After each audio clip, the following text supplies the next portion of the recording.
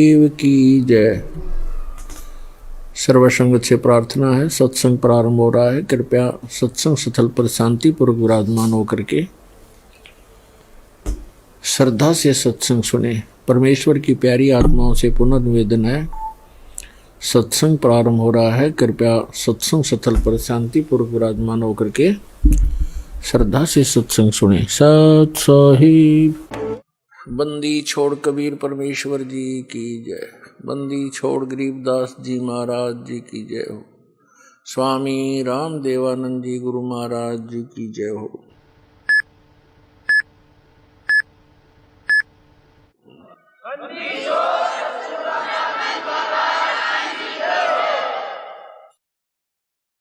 तो जल बूढ़त पकड़ो हाथा, अपने गुरु जी के प्रति ऐसी विनम्रता हो। बंदी छोड़ हे गुरु, क्योंकि गुरु होगा वो बंदी छोड़ ही होगा। बाकी नकली गुरु है, वह गुरु भी नकली गुरु है और वो बंदी छोड़ हो ही नहीं सकते। तो जो सही गुरु होगा वो बंदी छोड़ होगा। अमर करूं सतलोक पठाऊं, ताते बंदी छोड़ कहाऊं। अमर करूं और काल की बंद से छुड़वा कर सतलोक ले जाऊं, इसलिए मैं बंदी छोड़। गरीब नमो नमो सतपुरुष को नमस्कार, गुरु की नहीं। सुर नर मुनि जन साधुआ, संतों सर्वस दीनहि। सतगुरु साहेब संत सब डंडो तुम प्रणाम। आगे पीछे मध्य हुए तिनको जा कुर्बान। नराकार निर्विषम काल जाल भय व्यंजनम। निर्लेपम निज निर्गुणम अकल अनुपवेशोन्दुनम। सोहम सुरति समापतम सकल समाना निर्तलय। उज्ज्वल हिरंबर हरदमम बेपरवा अथाह। वार पार नहीं मदतम। ग्रीव जो सुमर सिद्ध होई, गणनायक गलताना। करो अनुग्रह सोई, पारस पद परवाना।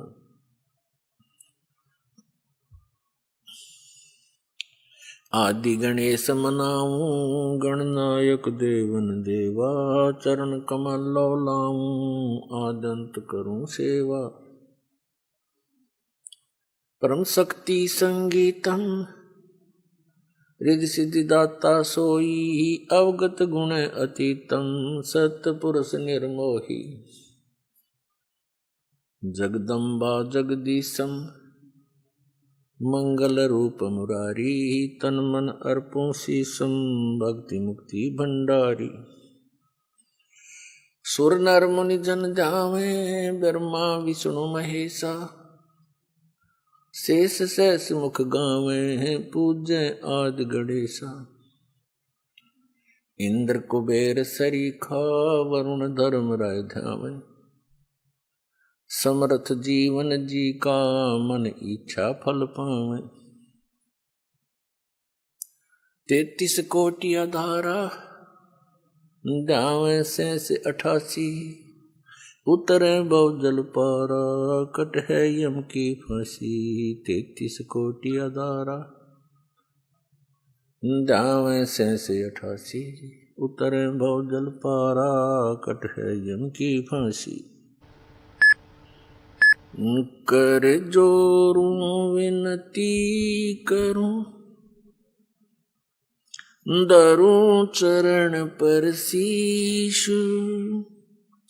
गुरु जी राम देवानंद जी महाराज ने, दियो नाम बख्शीश। कोटि कोटि सिजदा करूं, कोटि कोटि प्रणाम। चरण कमल में राखियो, मैं बांधी जाम गुलाम। कुत्ता हूँ गुरुदेव का, रामपाल दास का नाम। गले प्रेम की जेवड़ी, झांखे चोभा जाऊं मैं। तो करो तो बावड़ू, दूर दूर करो तो जाऊं, जो राखो तो ही रहूं, जो देवो सोखूं। परम पिता परमात्मा पूर्ण ब्रह्म सर्व सृष्टि रचनहार सबके मालिक कबीर परमेश्वर जी की असीम रजा से, असीम कृपा से आप चंद पुण्यात्माएं परमात्मा की महिमा सुनने के लिए उपस्थित हुए।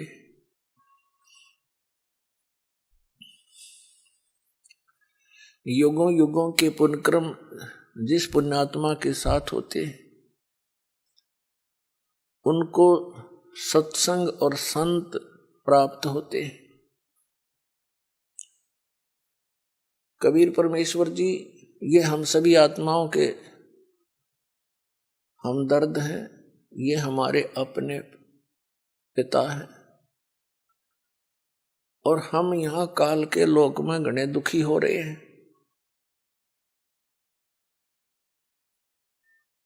वो हमें दुखी देखकर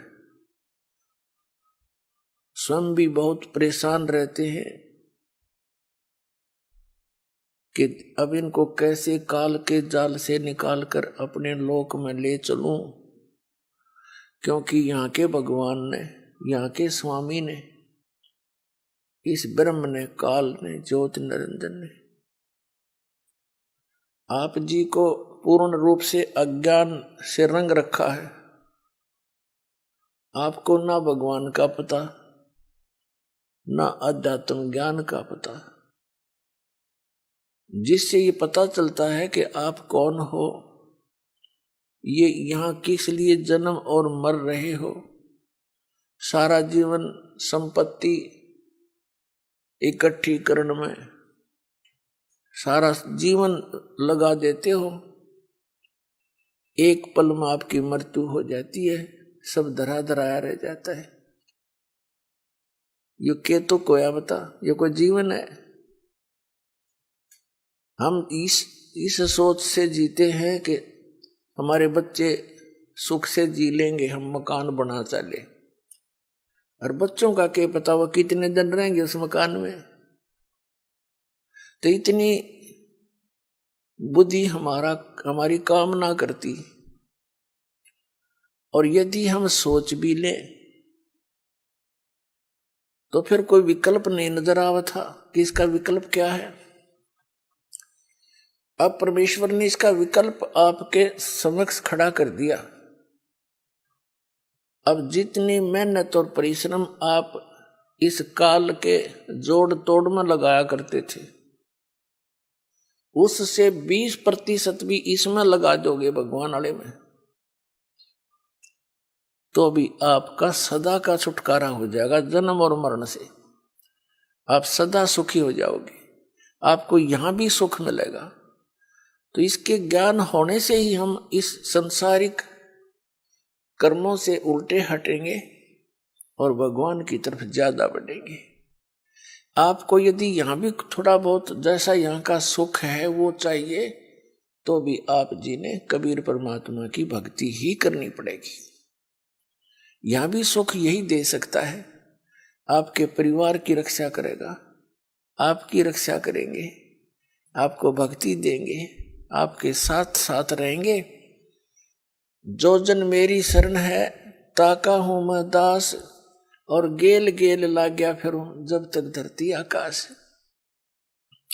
जो बच्चा गौ की नजर में यूं साईं को संत, और भक्तों के पीछे फिरे वो भक्त वत्सल भगवंत। जब आप इसकी शरण में आ जाओगे, इस दास से उपदेश ले लोगे, उसी दिन से परमात्मा आपका हाथ पकड़ लेगा।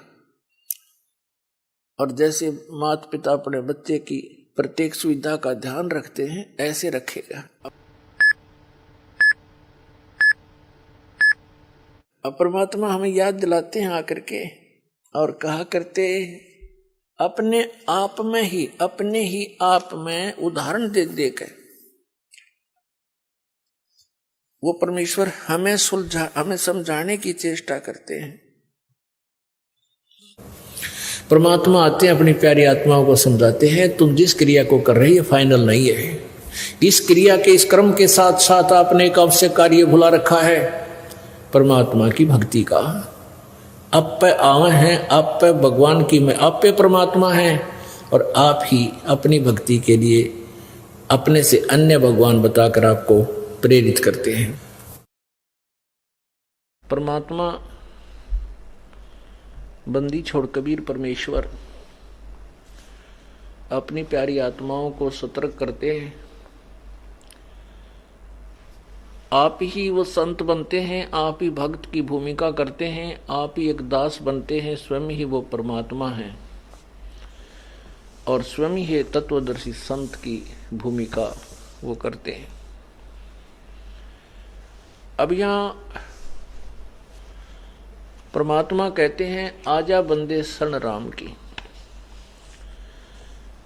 अब यहाँ अपने आप को एक दास की भूमिका करते हुए, एक संत की भूमिका करते हुए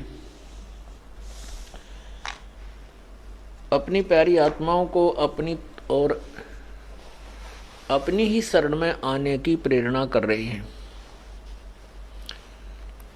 और यदि वे स्वयं को परमात्मा भी कहते हैं, परंतु वे बार बार यदि अपने आप को भगवान कहें तो हम नहीं स्वीकार करते उनकी एक भी वाणी को, क्योंकि हमने परमात्मा के विषय में बहुत ही उलट सुलट ज्ञान ग्रहण किया हुआ है। सतयुग में सत्सुकृत नाम से और त्रेता में मुनिंदर नाम से, द्वापर में करुणामय नाम से और कलयुग में कबीर नाम से। जब तक ये कलयुग चलेगा कबीर साहब के कबीर नाम का बोलबाला अंतिम सांस तक रहेगा, ये नाम नहीं मिटेगा। हाँ, वो अन्य भी रूपों में अन्य नामों से आते रहेंगे और अपना सतबारक दर्शाते रहेंगे, लेकिन महिमा कबीर की ही चलेगी, कबीर नाम की चलेगी। क्या बताते हैं?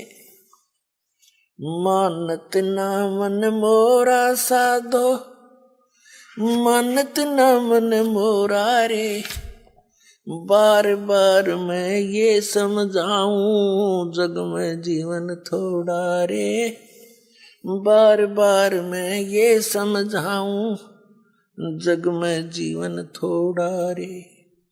मानत ना मन मोरा साधो, मानत ना मन मोरा रे, बार बार मैं ये समझाऊं जग में जीवन थोड़ा रे, बार बार मैं ये समझाऊं जग में जीवन थोड़ा रे। इस काया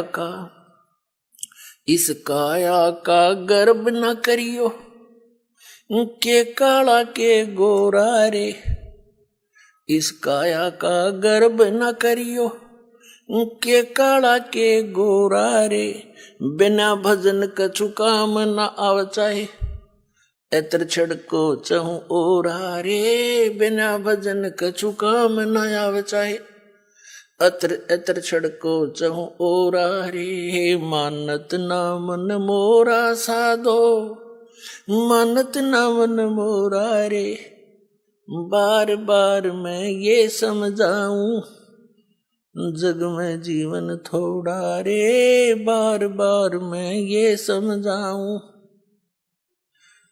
जग में जीवन थोड़ा रे।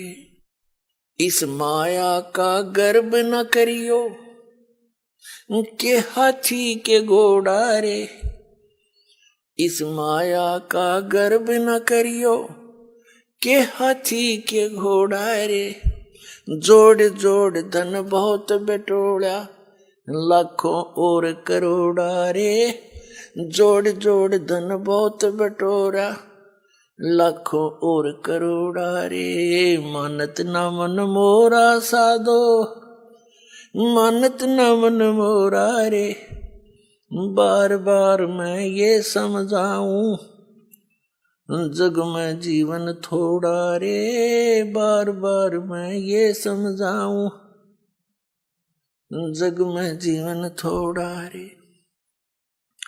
दुविधा दुर्मति चतुराई में जन्म गया नर तोरा रे। दुविधा दुर्मति चतुराई में जन्म गया मन तोरा रे। अब भी आने में लो सत्संग में करो गुरु ज्ञान पे गोरा रे। अब भी आने में लो सत्संग में करो गुरु ज्ञान पे गोरा रे। मानत ना मन मोरा साधो, मानत न मन मोरा रे।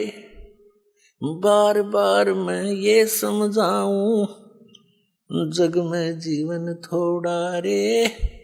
बार बार मैं ये समझाऊं जग में जीवन थोड़ा रे।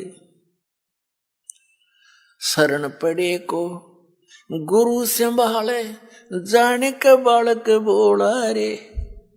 शरण पड़े को गुरु संभाले जाने का बालक बोला रे।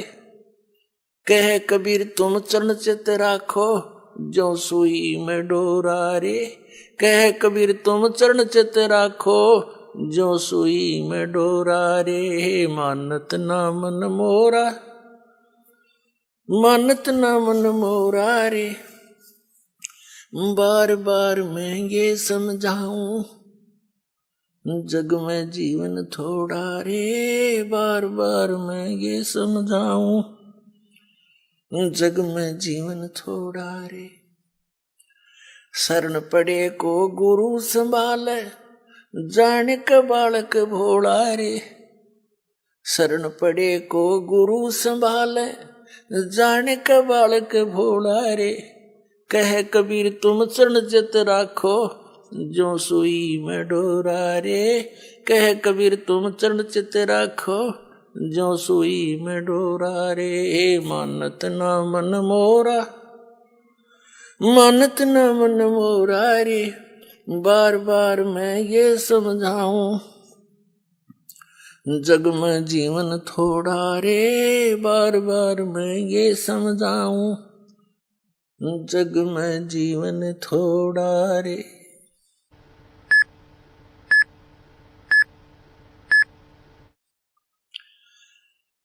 अपने आत्माओं,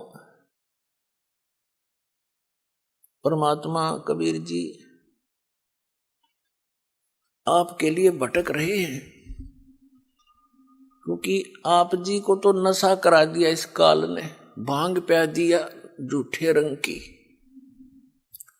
या झूठे सुख की भांग पिला दी, और आप इसमें इतने मदहोश हो गए, राम भूल गए, अपना गांव भूल गए, कहां से तुम आए थे। पुण्यात्माओं, ये ज्ञान परमात्मा स्वयं आकर ही हमें बताते हैं। और यदि वो परमात्मा स्वयं आकर के अपना ज्ञान प्रचार ना करे तो ये काल हमें कोई रास्ता नहीं देता। और इसी व्यवस्था में ये जीवन है यहाँ पर जीव का। किसी का बेटा मर गया, किसी की बेटी मर गई, कोई डाका मार गया, कोई चोरी कर रहा है, किसी की टांग कट गई, कोई लट्ठम लट्ठा, कोई मुकदमेबाजी। कोई प्राणी चैन से नहीं है। यहाँ एक रंग से लेकर राजा तक भी जीव को सुख नहीं है। फिर क्या जीवन है ये? लेकिन ये आपकी पुनिशमेंट प्लेस है, यो आपकी सजा का स्थान है ये, और इसको आपने यहाँ फाइनल मान लिया। तो जब तक इस जेल से निकलने का कोई साधन नहीं प्राप्त था तब तक तो व्यवस्था थी, अपनी मजबूरी थी। अब इस कैद से निकलने का अब ये तरीका बता दिया भगवान ने। इस परमेश्वर कबीर जी की शरण में आओ, दास के माध्यम से दीक्षा लो, और फिर परमात्मा आपका साथी होगा। कहते हैं कर ले गुरु वकील मुकदमा भारी है, कर लो गुरु वकील मुकदमा भारी है। तो इब गुरु आपका वकील बनेगा इस जेल से आपकी मुक्त कराने के लिए। तो पुण्यात्माओं, सत्संग सुनने से आत्मा में एक प्रबल शक्ति आती है, एक जागृति आती है। इसको एक विशेष प्रेरणा होती है कि सचमुच ये कर क्या रहे हैं हम। ठीक है, कुछ हमारी मजबूरियां हैं क्योंकि हम विवश हैं। अब इस व्यवस्था के कारण हम सब कुछ जान भी लें और फिर भी कोई दाल नहीं गलती हमारी, क्योंकि जब तक समृद्ध शक्ति साथ नहीं होगी हम इस दलदल से निकल नहीं सकते। चाहे कोई दलदल में धंस गया, उसको मालूम पड़ गया, चाहे पहले नशे में गिर गया, नशा उतरने के बाद उसको पता भी चल गया कि मैं तो इतना दलदल में हूं और जितना हाथ पैर मारता हूं नीचे को जा रहा हूं, तो उस ज्ञान से कोई लाभ नहीं हुआ। उसको निकालने वाला बाहर चाहिए, दलदल से बाहर, और उसके बांध कर रस्सा घसीट के बाहर डाले। तो आप और हमारे साथ भगवान ऐसे करेंगे, पहले आपका नशा उतारेंगे कि तुम कहां बैठे हो, क्या कर रहे हो सारा जीवन, और उद्देश्य क्या था इस मनुष्य जीवन का, और फिर ये सतनाम का रस्सा आपका बांध देंगे काखा के नीचे, और फिर घसीटेंगे आपको, इसे बाहर निकालेंगे धीरे धीरे। ऐसे निकालना पड़ेगा कहीं आपको दुख भी ना हो, और सतलोक जाकर बैठा देंगे आपको। तो वहां जाने के बाद पता चलेगा सचमुच हम सतलोक आ गए। ऐसी दया बख्शेंगे आपके ऊपर यदि आप ऐसे भक्ति करते रहे। और वो धर्मराज के दरबार में, यानी यहाँ के न्यायाधीश के दरबार में जाकर आपकी वहां पर वकालत करेगा। उस धर्मराज को वो सारे विधान दिखावेगा कि ये है आपका विधान। श्रीमद् भगवत गीता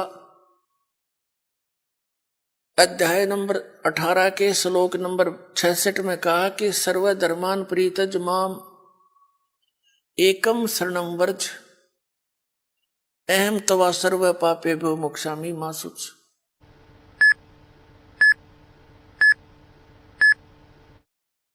इस दास के रूप में परमात्मा वहां खड़े मिलेंगे आपको तिरकुटी के ऊपर,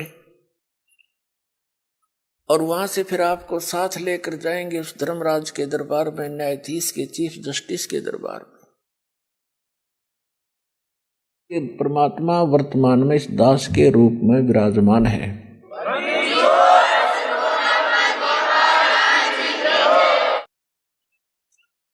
और वहां कहेंगे ये देखो आपका विधान है कि सर्वधर्मान परित्यज माम, आपका भगवान कह रहा है, आपका राजा कह रहा है, मेरे सतर की सब पूजाएं मुझे छोड़ दे और फिर उसकी शरण में जा। आप इसका अकाउंट लो, आपके सतर की जो साधना इसने की है उसको जमा करो, इसको बरी करो। जैसे परमात्मा के पाने का, यानी इस जेल से छूटने का ये एक साधन है, एक तरीका है, एक प्रोसीजर है।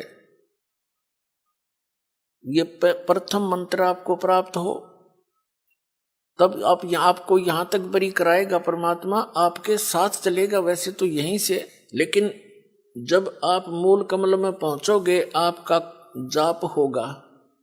ये प्रथम मंत्र में जो आप जाप करते हो मूल कमल का किलियम, तो वो परमात्मा आपसे पहले यहां तक तो आपको क्लियर कराए पाओगा, आपका डेबिट क्रेडिट साफ करके, और आपके वहां अकाउंट यहां तक तो ऑटोमेटिकली आप साफ मिलोगे।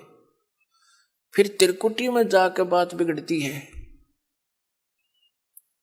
वहां एक बहुत बड़ा मेला भरता है, वहां पर बहुत भयंकर स्थान है वो अनजान व्यक्ति के लिए। कहीं पर जैसे मेलों में आपने देखा हो, कहीं तक कोई नाच रहा है, कोई गा रहा है, कोई रीछ नचा रहा है, कोई बाजीगर तमाशा दिखा रहा है, कोई रागनी गा रहा है, किता कुछ ढोल पीट रहे हैं, और किता कोई साधु संत कोई कथा सुना रहा है। तो त्रिकुटी पर जाकर के बहुत बड़ा विशाल स्थान है वो, वहां पर ये काल नीचे के जो संत हैं नकली उसने भेज रखे हैं, इनके रूप धारण करके अलग अलग मंच बनाकर वहां सत्संग कर रहा होगा। और कहीं नाच रहे हैं, कहीं गा रहे हैं, कहीं पंक्तियां लगी हैं धर्मराज के दरबार में जाने के लिए। तो वहां यदि परमात्मा आपके साथ नहीं होंगे तो आप विचलित हो जाओगे, और उस समय परमात्मा आपकी बाजू हाथ पकड़ेगा, जैसे बालक का उंगली पकड़ लिया करे माता पिता, कहीं मेले में रड़ ना जाइयो, गुम ना हो जाए, यहां पर ऐसे साथ ले जाएगा। अब बच्चा भीड़ के अंदर कहीं भी कोई आकर्षक वस्तु देखता है, पिता का हाथ छुड़ा कर उसकी तरफ भाग जाता है, पिता को ध्यान नहीं रहे तो मेले में गुम हो जाता है। तो वहां ऐसी स्थिति है। तो क्या बताया है कि जब प्रथम मंत्र आपको दिया जाएगा तो ये यहां तक की कैद आपकी मुक्त हो जाएगी, कंठ कमल तक, इनसे यहां तक बरी हो जाओगे आप इन 5 मंत्रों से। इसके साथ साथ जो 2 नामों की जो धन है आपका, वो आपको अलग से मिलेगा, आपके सतलोक जाने वाली कमाई में वो सहयोगी होगा, क्योंकि वो उस परम पिता का जाप है। इसलिए उस सारनाम की जो आपको मिलता है लेट, उसकी कुछ पूर्ति ये 2 मंत्र करते रहते हैं साथ के साथ, क्योंकि डॉक्टर को पता होता है कौन सी औषधि इस रोग में रोग काटने की है, कौन सी इसके बॉडी को सपोर्ट देने की है। तो कंप्लीट कोर्स डॉक्टर ही जानता है, जो वेल नोन होता है। तो ये दास इस रोग का डॉक्टर है, इस पृथ्वी पर नहीं है कोई व्यक्ति और जो इस दास को ज्ञान है।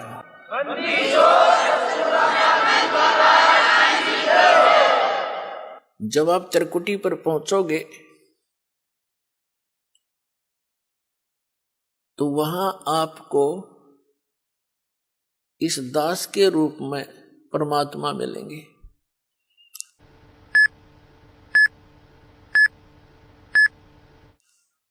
तो उस जैसे हमने सबसे पहले पति भर्ता पद पर आना पड़ेगा, वैसे तो इस ज्ञान के आधार से दास ऐसा आपको दृढ़ कर देगा, दूसरे संतों की आपने बात भी नहीं सुहावेगी, क्योंकि उनके पास अध्यात्म ज्ञान नहीं है, अटपट है।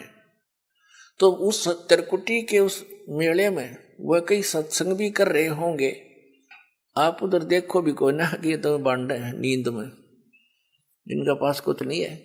ऐसी भावना जैसी आपकी यहाँ भावना है, जैसे विचार है, तो वहां ऐसा ही होगा जैसे स्वप्न में जैसे विचार हैं, जैसे आपकी क्रियाएं हैं, तो स्वप्न में भी वही कई बार क्रियावान हो जाती है, ऐसा वहां रहेगा। वही व्यक्ति विचलित होगा जो गुरुदेव से प्यार नहीं करता, जो गुरुदेव पर पूर्ण आश्रित नहीं है। जैसे आप सत्संग में आते हो, यहाँ भी एक दूसरे से यारी जोड़न में लागे रहते हो, तो फिर वो भी आपको हानि कर जाए, क्योंकि काल वहां पर हो सकता है आपके किसी यहाँ बने हुए मित्र के रूप में खड़ा हो जाए और आप उसके साथ साथ उस दूसरे स्थान पर जा पहुंचो। इसलिए हम परमात्मा कहते हैं, गुरु को तजय बजय जो आना, तापसवा को फोकट ज्ञाना। तो जैसे आप जी ने दास दिखाई देगा, आप दौड़े दौड़े जाओगे, गुरु जी वो खड़े, चलो चलो सारे और भी भाई बहन जो साथ होंगे सबको कहो कि चलो वो खड़े गुरु जी सामने, वहां देखो। जैसे अब आपका भाव बना है, वैसे तो स्वभाव है साथ श्रद्धालु का, ये नकली गुरु भी दिखाई देते हैं, उनके ऊपर भी ऐसे झूम जाते, एक हीरो हीरोइन दिख जाती है तो वहां भी झूम जाते। ये तो स्वभाव है इस मन का, इस जीव का। लेकिन अब इस स्वभाव को हमने सदुपयोग करना है, ठीक ठिकाने करना है इस भाव को, गलत ठिकाने से हम यही फंसे रह जाते। तो फिर परमात्मा आपको इस 2 अक्षर के मंत्र का अकाउंट कराओगा वहां वकील बनके, और इनके जैसे दास आपको यहां दिखाता है ना, इसमें ये लिखा, इसमें ये लिखा, इसमें ये लिखा, तो कानून की किताब है ये यहाँ ये परमात्मा की। तो ये दास के रूप में भगवान उस न्यायाधीश को दिखाएगा, देखो आपका विधान है, सर्वधर्मान परित्यज माम एकम शरणम व्रज, और आपका मंत्र है आपके यहाँ के भगवान का, 8वें अध्याय के 13वें श्लोक में गीता जी में ओम इति एकाक्षरम ब्रह्म व्यवहार नमाम अनुसमरण यह प्रियाति तन देव सयाति परमाम गति।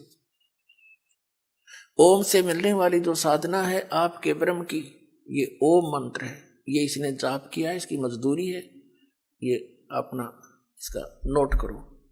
फिर ये 500 यज्ञ जो आप यहां करते हैं, इन 500 यज्ञ का अकाउंट भी इसी को देना होगा। वो सारे के सारे तैयार करके कागज तैयार रखेगा भगवान, उसके दरबार में जमा करा देगा। फिर कहेगा कि ये ओम नाम का जाप आपकी कमाई है, रुको, बाकी इसका अकाउंट क्लियर करो। 2 मिनट में साफ मिलेगा आपका।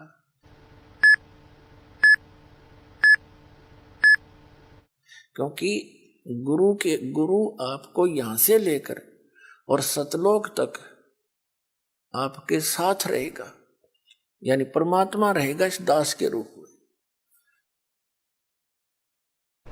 इसी प्रकार ये भक्ति आध्यात्मिक परमात्मा प्राप्ति रूपी जो प्रश्न है, ये क्वेश्चन है, ये क्वेश्चन है, इसको हल करने के लिए, इसको सोल्व करने के लिए आपने इस दास को भगवान मानना पड़ेगा। तब आपकी आध्यात्मिक क्रियाएं सफल होंगी। जैसे आप यहां से जाओगे, आपने परमात्मा देखा नहीं है, आपने इस दास को देखा है, वो परमेश्वर इस दास का रूप धारण करके आपके समक्ष वहां खड़ा होगा। अब जैसा जिसका व्यवहार इस दास के प्रति यहां है, वो वैसा ही करेगा। जैसा आपका इस दास के प्रति आपके मन में दोष या श्रद्धा है, वो ज्यों की त्यों वहां होगी। जब आपकी वहां एक बार फिर जो है पछोड़ लाओगा परमात्मा, आपके पास भक्ति धन भी है, आपके अंदर गुरु जी के प्रति वह श्रद्धा नहीं है जितनी भगवान के प्रति होनी चाहिए, तो भी आप वहां से रिजेक्टेड हो जाओगे। गुरु और गोविंद दोनों खड़े, वहां मान लीजिए परमात्मा दोनों रूप बना के खड़ा हो जा, एक दास का रूप और दूसरा अपना ओरिजिनल रूप। तो कहते हैं वहां भी परीक्षा होगी, किसके लागू पाए। सबसे पहले कहते बलिहारी गुरु अपना, जिन गोविंद दियो मिलाए। अपने गुरु जी के ही चरणों में गिरना, वहां पर परमात्मा की तरफ अगर झांक भी लिया उधर साथ होगी तो वो रिजेक्ट करेंगे आपको। यहां भी ऐसा ही होगा तिरकुटी के ऊपर। पुण्यात्माओं, ये आपको रिहर्सल कराई जा रही है आपसे, और आपने इस रिहर्सल में इस दास को प्रभु मानकर व्यवहार करना है, परमात्मा जानकर हर तरह की क्रिया करनी है। बोलते समय, चालते समय, अंदर में कोई विशेष गुरु जी के विषय में विवेचन करते समय आपने ये जानना पड़ेगा कि जैसे हम भगवान के बारे में सोच रहे हैं, आपने ये विचार करना चाहिए कि हम गुरु जी के बारे में क्या सोच रहे, नहीं, हम भगवान के बारे में सोच रहे हैं। यदि इस दास में कोई दोष देख रहे हो तो आप परमात्मा में दोष देख रहे हो, या तो फिर त्याग जाइए, यहां से चले जाइए। आपको ऐसे गुरु की आवश्यकता नहीं जिसमें आप दोष निकाल रहे हो। हम इसी प्रकार परमात्मा को प्राप्त कर सकते हैं। गुरु मानुष कर जानते ते नर कहिए अंधे, ओवे दुखी संसार में आग काल के फंद। अब क्या बताते हैं कि इस काया का गर्भ न करियो,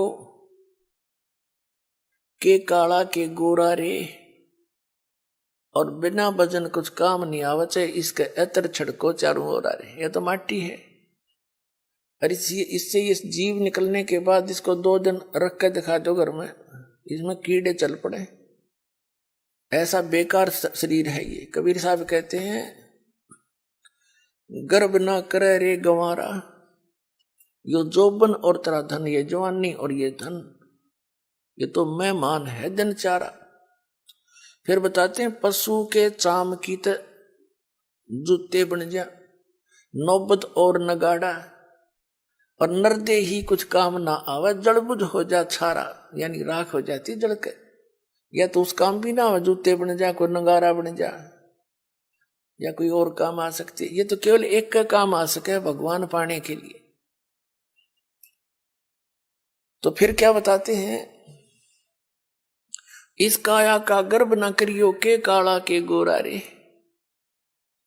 इसने कभी किसी के खरोंच आ जा थोड़ी सी, अंदर मटेरियल सारा एक जैसा सबका, चाहे कोई गोरा है चाहे काला है, ऊपर ऊपर की पॉलिश का अंतर है बस, अंदर मटेरियल सेम है। और इसमें मटेरियल क्या है, कभी कोई कुत्ता मरा हुआ देखा हो आपने सड़क के एक्सीडेंट में, उसका वो आंत बाहर निकली पड़ी होती है, देखने में दिल भी ना करे, उल्टी पड़ जाए, कहीं टट्टी निकल रही है, कहीं पेशाब, और कहीं उसका आंत सारी बाहर पड़ी है, मांस पड़ा है।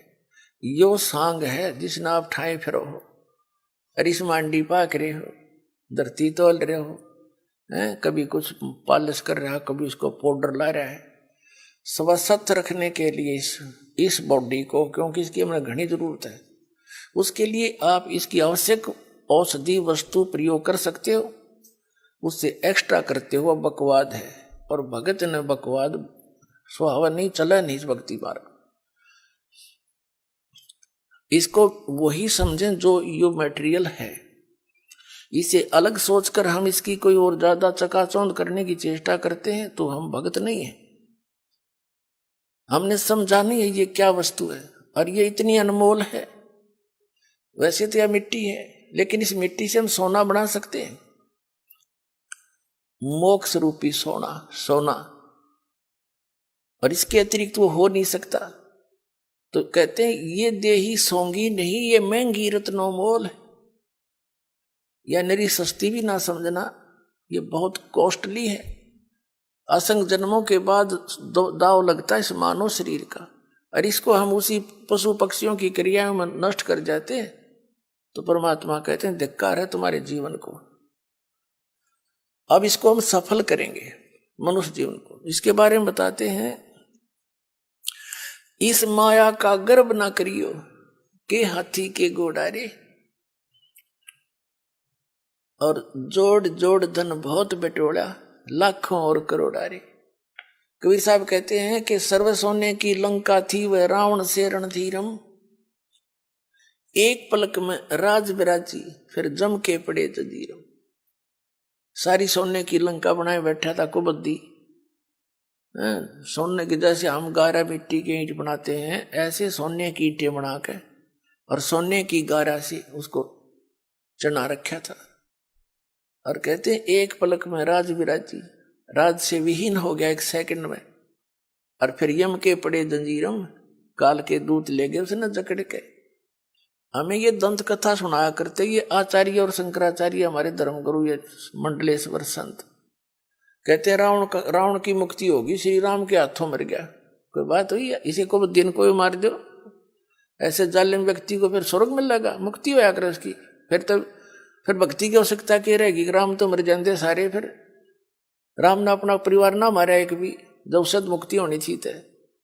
तो ये बकवाद गड़ा करते, न ज्ञान था को नहीं, जनता को मूर्ख बनाकर अपने पीछे लगाए रखना इनका उद्देश्य था। अब बुद्धिमान हो, भक्ति करनी है तो विवेक से करो, न तो कोई फायदा नहीं डले डोन का।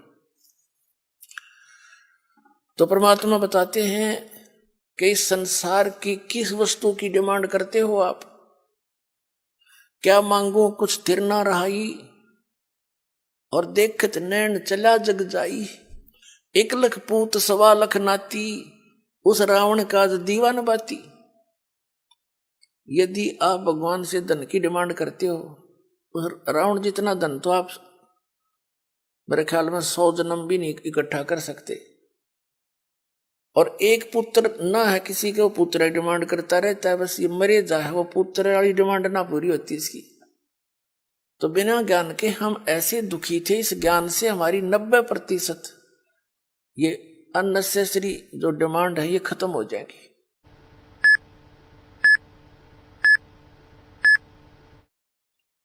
और फिर भी आपको किसी चीज की आवश्यकता है तो भगवान दूर नहीं है, वो वस्तु देगा जो आपके भक्ति में बाधक ना हो। जैसे डॉक्टर है, डॉक्टर रोगी को वही चीज अलाउड करेगा खाने के लिए जो उसके रोग में सहयोगी हो, बाधक ना हो। तो डॉक्टर नहीं, उसने नो क्या कुछ खा ले, बता कोई बात है। ब्लड प्रेशर का मरीज और उसने घी खवावे और वो घी खाना चाहता है और डॉक्टर क्या खा ले, तो डॉक्टर नहीं है, वो तो दुश्मन है उसका। तो हम आपको वो वस्तु कति अलाउड नहीं कराएंगे जो आपका जीवन नाश कर दे, यानी भक्ति नाश कर दे। आप भक्ति करियो चाहे ना करियो, ये कोई बालकों का काम नहीं है। ये मैं कोई डूम बाट नहीं, कोई मांगनियां खड़ियां नहीं, एक मैंने रोजी रोटी ना मिल रही थी। इस दास ने इस परमात्मा के प्रोसेस को, इसके सारे ज्ञान को बहुत गहराई से समझा है और तब इसके ऊपर कदम रखा है। और कितने संघर्ष के बाद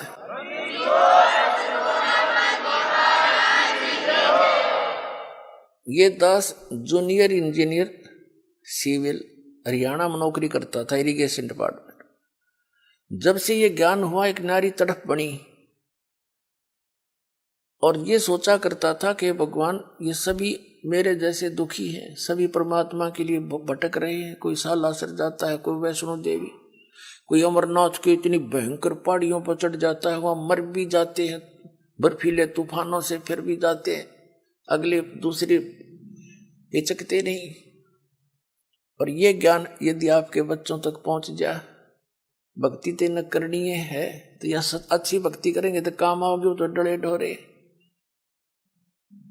और कुछ फिर ये हुआ था कि असंग जन्म हो गया, हमने ये नौकरी करते हैं कि तो बालक पैदा करके न पालते पोसते, राजा भी बन दिए, परमात्मा का विधान बताता है, फिर गधे भी बन गए। तो ये सोचा था दास ने कि भगवान दया करे, उसका प्रचार करूं। जब तक आदेश नहीं था नाम का, तो भक्तों से मिलता था, अपने मित्रों से, रिश्तेदारों से, घर वालों से, सबको कहता कवाता, और जो समझ जाता नाम दिलवाता था अपने पूज्य गुरुदेव जी से।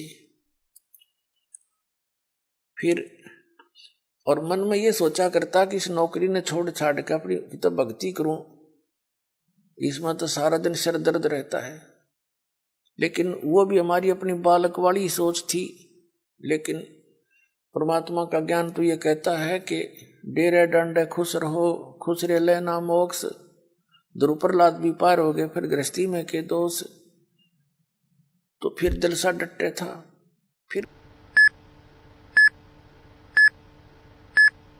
फिर गुरुदेव ने आदेश दे दिया एक दिन के नाम दिया कर तू, आज से मेरा आशीर्वाद तेरे साथ होगा, विश्व में तेरे समान संत नहीं होगा। मैं उनके मुंह की तरफ देख रहा था।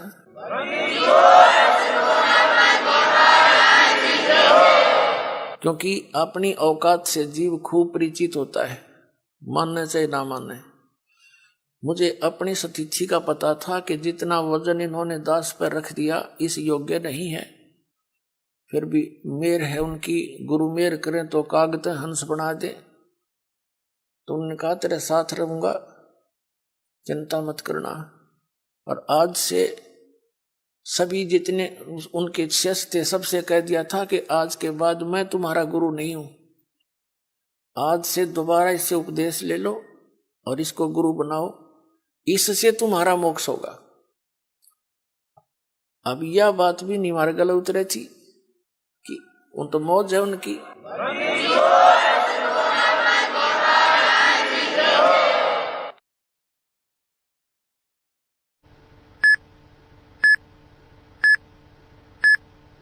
कहने का भाव यह था कि उन्होंने अपना वजन तार दिया।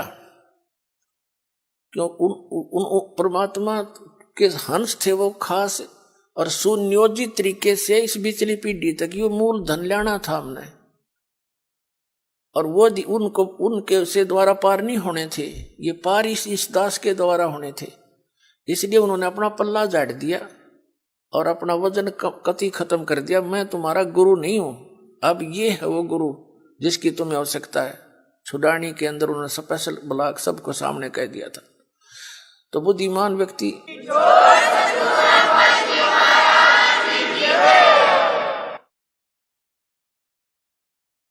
तो पहले तो यूं था भी चलो परमात्मा का भी दान है, भक्ति भी करेंगे, अपने बच्चा में भी रहेंगे। फिर मन में उमंग उठी कि भगवान ही बाप के गुण गाऊंगा, आदेश दे दिया नौकरी भी छोड़ दूंगा। क्यों? एक का काम होगा, नौकरी भगवान की सच्ची सरकार की कर ले चाहे नकली की कर ले, एक का बनेगी, इतना वजन हो पीछे। तो फिर ये पाठ सत्संग की अधिकता होगी। सन 1995 में दास ने सर्विस त्याग दी।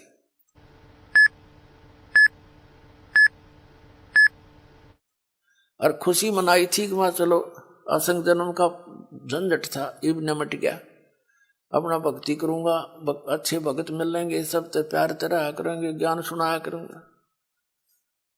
अब मैंने सोचा था कि अब मैं चैन से रहूंगा। अब इसमें देखा इस जितना झंझट की तो पाया कोई ना। साची को कबीर साहब कहे हैं, साची को और मारना है, भला करूं और बुरा बतावें। वो नए सिरे तो और संघर्ष शुरू हो गया। जिस भी गांव नगर में हमने जाकर सत्संग किए, 2-2-3-3 दिन एक घर में पाठ करके हम सत्संग सुनाया करते थे, तो उस नगर के जो वो नकली संत 1-1, 2-2, 10-10, 20-20 सब गांव में बैठे हैं।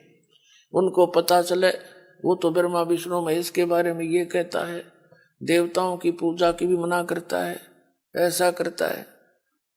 तो वो गांव गांव में शत्रु पैदा हो गए। हम नहीं उनको कुछ शत्रु मानते थे, लेकिन वो रोजी रोटी वाले हमें मानने लगे।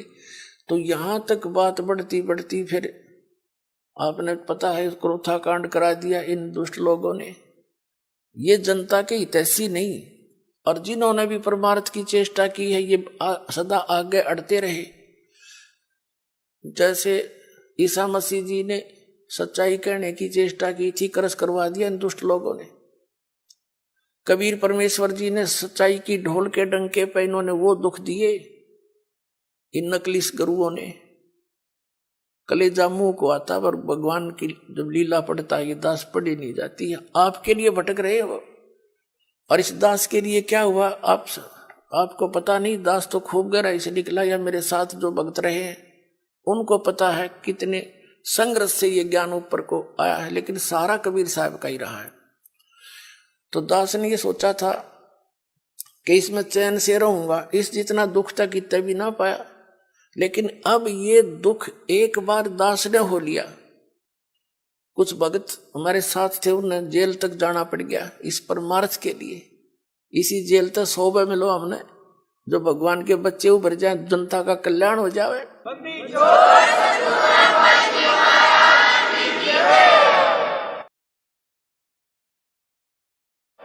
तो उस दिन से लेकर आज तक वो संघर्ष जारी है। लेकिन अब परमात्मा की दया होगी कि परमात्मा के बच्चे इन प्रमाणों को देखकर अब इनका यो ज्ञान समझ में आ गया, इन्हें सो आ गया। पहले तो सो हुआ नहीं था, टीवी ऑन करें थे और यूं पता ये सुनने को मिल जाए ब्रह्मा विष्णु महेश नासवान है, टीवी बंद कर दे थे। 36 गाल दास ने दे थे। यो बकवाद करता है, ब्रह्मा विष्णु जी को भी नासवान बताता है, इनके माता पिता बताता है। मैं तो पढ़ के सुनाता हूं, बताता नहीं।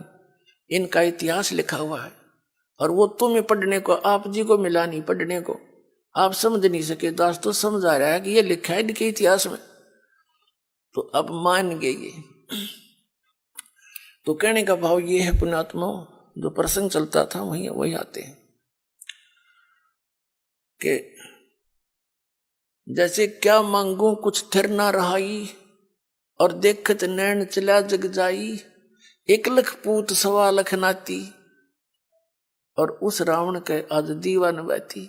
के मांगे यहाँ की घटिया वस्तु, ठीक है भगवान दे रहा है, ठीक है, और डिमांड करो ना देते, ये मत सोचो कि भी भगवान ने ऐसा क्यों नहीं दिया। ये सब कुछ दे सकता आपको, ये जो चाहे सो कर सकता कबीर परमात्मा। इसकी डिक्शनरी में इम्पॉसिबल वर्ड नहीं है, ये वो समर्थ परमात्मा है। लेकिन बात यही ध्यान में रखना कि डॉक्टर उसी को वही वस्तु अलाउड करेगा जो उसके रोग में बढ़ावा नहीं, रोग ने सहयोगी हो। तो ये भी आप ध्यान रखना, ऐसी वस्तु आपको यहां से मिलेगी नहीं जो आपकी भक्ति का नाश करे, और बाकी आपका काम कोई 8 लाग गएगी नहीं। ये सत्कर मान लियो, बेसिक लिख लेना कि तक कोने में डायरी के।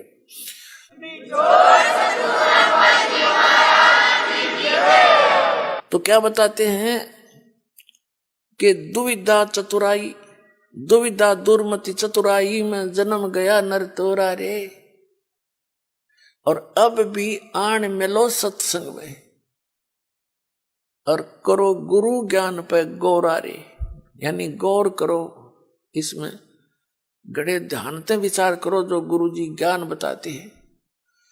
फिर बताते हैं कि शरण पड़े को गुरु संभाले, जान के बालक भोला रे, और कह कबीर तुम चरण चित राखो, ज्यों सुई में डोरा रे। जैसे सुई में धागा डाल देते हैं और नीचे गांठ लगा देते हैं, धागा उस सुई के लटकता रहता है, उसके ऐसे चिपटा रहता है, उससे दूर नहीं हो सकता, उसको साथ साथ ले जाएंगे, साथ लटकता जाएगा। कहते हैं शरण पड़े को गुरु संभाले, जान के बालक भोला रे। पुणात्माओं, जैसे जितने भी दास ने बहुत इतिहास दिखाए नकली ऋषि में, ऋषियों के, संतों के, सभी का विधान है कि जो कर्म में भाग में लिखा है वो तो आपने भोगना ही पड़ेगा। भाग्य में जो लिखा है उसको प्रारब्ध कहते हैं, प्रारब्ध। अब प्रारब्ध में हमने जो दुख भोगने पड़ेंगे, फिर भक्ति की आवश्यकता क्या है? कौन करेगा भक्ति? एक दो चोटी सी लाग जब आदमी फूक देगा ठाके सारी मूर्तियां नरुन फोटुआ ने, तो क्या कैसे भक्ति कर सकता है? दिल टूट जाता प्राणी का। भक्ति करने की उत्साह तभी बनता है जब आदमी आने वाली आपदा का पता लग जाता कि ऐसा होना था, और फिर एकदम परमात्मा उस बला को टाल देगा आपकी, और आपको महसूस भी होगा सचमुच आज शरण में ना होते थे, बिजली गिर गई थी। तो फिर दूनी रुचि बनेगी भक्ति में। तो क्या बताते हैं कि जब तक आप गुरु की शरण में नहीं आते तो तब तक आप बालक थे, भोले बालक थे। और छोटा बच्चा अबोधपने में जैसे पालने में लेटा है बच्चा, बेटा या बेटी, और टट्टी पेशाब कर दिया कपड़ों में ही, और हाथ पैर मार के सारे कपड़े भी खराब, पैर पूर भी लथेड़ दिया लपट के टट्टी में, और फिर रोने लगता है, तो माता समझ जाती है कि इसने कोई भूख लगी होगी। वो जाती है उसको संभालने के लिए, तो क्या देखती है? सारे कपड़े भी खराब कर रखे, टट्टी भी कर रखी, पेशाब भी कर रखे। तो उसने बालक बुरा नहीं लगता, उसको पता है, इसने पता को नहीं, ज्ञान है माने कि इसको पता नहीं, बालक से उसको ऊपर कोई दोष नहीं, कोई क्रोध नहीं करती। उन्हें उठावेगी, धोवेगी, मांजेगी खूब अच्छी तरह, कपड़े धोकर सुखावेगी, नए पर आवेगी, और छाती के लावेगी, फिर लाड करेगी, दूध पिलावेगी। तो आज जब तक इस शरण में नहीं आते परमात्मा कबीर जी की में, आप ऐसे बच्चे हो, और अनजानपने में ना जाने कितनी गलती करके आप कति छट गए, उसमें लथड़े पड़े हो। लेकिन कहते हैं शरण पड़े को गुरु संभाले, और जान का बालक भोला रे, कहे कबीर तुम चरण चित राखो, ज्यों सुई में डोरा रे। आपका इतना काम है।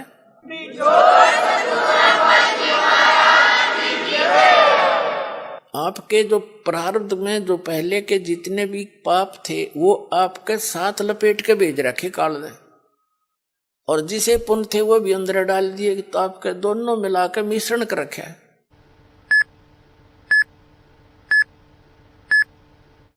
तो अब परमात्मा आपके उन पापों को धोएगा सारा ने, और फिर आपको समझ कर लेगा, और समझ करके फिर सीने का लगाओगा, और सतलोक में ले जाकर दूध पियावेगा, यानी वहां सदा सुखी कर देगा आपको।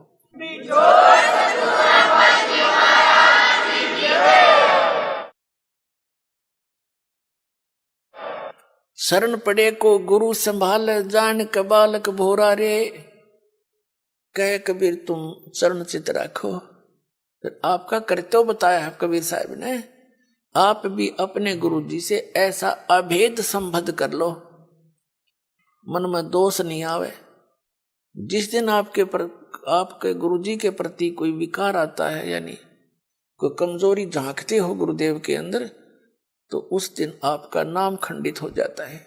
और काल यही चाहता है कि ये एक बार संत से इसका कनेक्शन कट जा, फिर यो कितना धक्के खाए जाइयो, कहीं तेरा लंबा चौड़ा का क्षेत्र है इसका, तो फिर इसको यही उलझा कर मार देता है।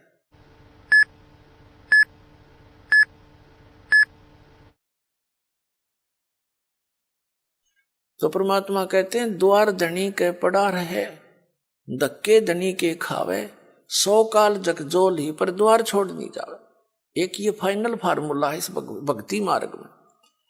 इस परमात्मा कबीर जी के धनी के द्वार पर पड़ा रहे और इसी के धक्के खावे, 100 काल जगजोल ही, कितना ही काल आपको झटके देता दिखे पर परमात्मा से दूर नहीं होना, यह बहुत बड़ी भूल हो जाएगी आपकी। अगर जैसे हम अज्ञानता में यानी बगैर अध्यात्म ज्ञान के कई बार बहुत कमजोर सोच बना लेते हैं और हम भूल जाते हैं कि हमने युगों युगों से पापों की गठड़ी बांध रखी है। और उसके लिए परमात्मा कहते हैं धीरे धीरे रे मना, धीरे सब कुछ हो, माली सींचे 100 घड़ा तो समय आए फल हो। आप जी ने भक्ति का बीज ईब बोया है कितने युगों के बाद, अभी तक आपकी पिछले संस्कार ही चल रहे थे और कहीं थोड़े बहुत पुण्य कर दिए, कितने दाने डाल दिए, को छोटे मोटे पुण्य, वो स्वर्ग में बर्बाद कराए आप। पुणात्माओं, ये भक्ति युग है। अब ये चौथा युग का बीच का समय है। इसमें अब करोड़ों की, कई करोड़ यानी पूरे विश्व में ये भक्ति पर लगेंगे प्राणी, अरबों खरबों की संख्या में। और जो पार होगे वो तो होगे और रह भी बतेरे जाएंगे, तो वो जो रह जाएंगे ना उनकी दुर्गति घनी होगी, क्योंकि ये कमाई तो इतनी गजब की बनेगी आपकी, पहले मंत्र से बहुत गजब की कमाई बन जाती है, जबरदस्त भक्ति धन संग्रह होता है आपका। और फिर उनके अगर आप पार नहीं हुए तो क्या करेगा आपके साथ में। जैसे आपकी भक्ति धन इन ऊपर के लोकों में आपको इनका प्रतिफल मिलेगा, जब सतलोक नहीं जान पाए तो फिर ऐसे बनेगी आपके साथ। इस मूल कमल में गणेश जी का जाप है, आपको दिया जाता है, इसका भक्ति धन आपका इकट्ठा हो रहा है और पार हुए नहीं तो आगे छड़ी यही रहेगी आपकी। फिर ये लुटेरे आपको टर्न बाई टर्न लूटेंगे। आप गणेश जी के लोक में जाओगे, वहां गण बना देंगे आपको, आपकी पूंजी होगी, रेस्टोरेंट तैयार है, उसका कमीशन है इन देवताओं का। जैसे होटल के मालिक होते हैं उनका कमीशन होता है वो अलग से, यानी उसमें अपना नारा चार्ज लगाते हैं उस बिल में। तो आप कहीं किसी में 10% आपकी कमाई से, किसी में 15%, किसी में 20-25% ये अपना लेते हैं, तब अपना गुजारा चला रहे हैं। ये कंगाल लोग है 21 ब्रह्मांड तक का उस सतलोक की दृष्टि में।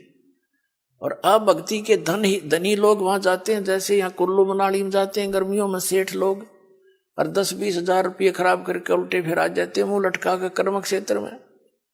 तो आप इस मूल कमल के मंत्र का जाप जो आपको दिया जाता है गणेश जी के लोक में, वहां ठाठ करोगे, यहाँ के नकली ठाठ। जब वहां आपकी ये पूंजी समाप्त हो जाएगी उसके बाद आपको भेजेंगे ब्रह्मा जी के लोक में, क्योंकि उसका भी जाप आपने कर रखा है। वहां जब आपकी धन खत्म हो जाएगा फिर जाओगे विष्णु जी के लोक में, क्योंकि उनका भी आपने धन इकट्ठा कर रखा है, फिर उसके रेस्टोरेंट में वहां रहोगे। उसके बाद फिर जाओगे आप श्री शिव जी के लोक में, उसकी भी कमाई करते हो, मंत्र जाप करते हो। फिर जाओगे दुर्गा जी के लोक में, और वहां भी जब समाप्त हो जाएंगे फिर आपके 2 मंत्र का जाप और रह गया, ये 2 अक्षर का सतनाम का जाप, तो उससे जाओगे आप फिर ब्रह्मलोक में, इस काल के निज लोक के अंदर। वहां कोई हजारों युगों तक आप उस ब्रह्मलोक में रहोगे। वहां इस ओम के धन को खत्म करके फिर वापस आओगे, और फिर इस सतनाम के अंदर जो दूसरा मंत्र है, इसने काल ने उस ब्रह्मलोक में जीव को धोखा देने के लिए नकली सतलोक, नकली अलखलोक, नकली अगमलोक और नकली अकैलोक बना रखे। तो उस पूंजी को फिर ये आपकी वहां बर्बाद कराओगा। फिर रह गया आपका जिसको सार नाम प्राप्त हो गया है और वो पार नहीं हुआ। जरूरी नहीं कि सार नाम मिलते ही पार हो जाओगे। ये तो परमात्मा ने कहा है, राम नाम रटते रहो, राम नाम रटते रहो, जब तक घट में प्राणे। भाई कभू तो दीन दयाल के भनक पड़ेगी कान। परमात्मा कबीर जी कहते हैं, पाकी खेती देख के गर्भियो मत किसान, अब हूँ झोले बहुत हैं, घर आले तब जाने। कहते हैं इस या पाकी खेती देख के खेत में अभिमान ना करना किसान, अभी तक बहुत झाड़ या आंधी वर्षा ओले आंधी तूफान शेष है, ना जाने के बिजली पड़ जा, तेरे घर आले जब मानिए तेरे धन तेरे घर आ गया। इसलिए बताते हैं कि ये ना समझना सार नाम मिल गया तुम पारे होगे। सार नाम की कमाई और मर्यादा में अंतिम श्वास तक करते हुए और एक विशेष कसक बनाओ सतलोक में जान की, तब वहां जाओगे जहां आशा तांबासा हुई, मन कर्म वचन सुमरियो सोई। अब जो सार नाम जिसको प्राप्त हो गया, वो सार नाम प्राप्त प्राणी को एक विशेष बेनिफिट मिलेगा। उसको फिर जैसे आप जितने भी प्राणी यहां आए हो जो सीधे आ रहे हैं, जिनको परमात्मा 600 वर्ष पहले दोबारा आकर मिले थे और उनको पुनः फिर भक्ति से चार्ज कर गए थे कुछ, ताकि यहां तक आपके मनुष्य जीवन होते हुए आ गए, एक विशेष बेनिफिट मिलेगा। उस व्यक्ति के, उस आत्मा के साथ परमात्मा सदा रहेगा।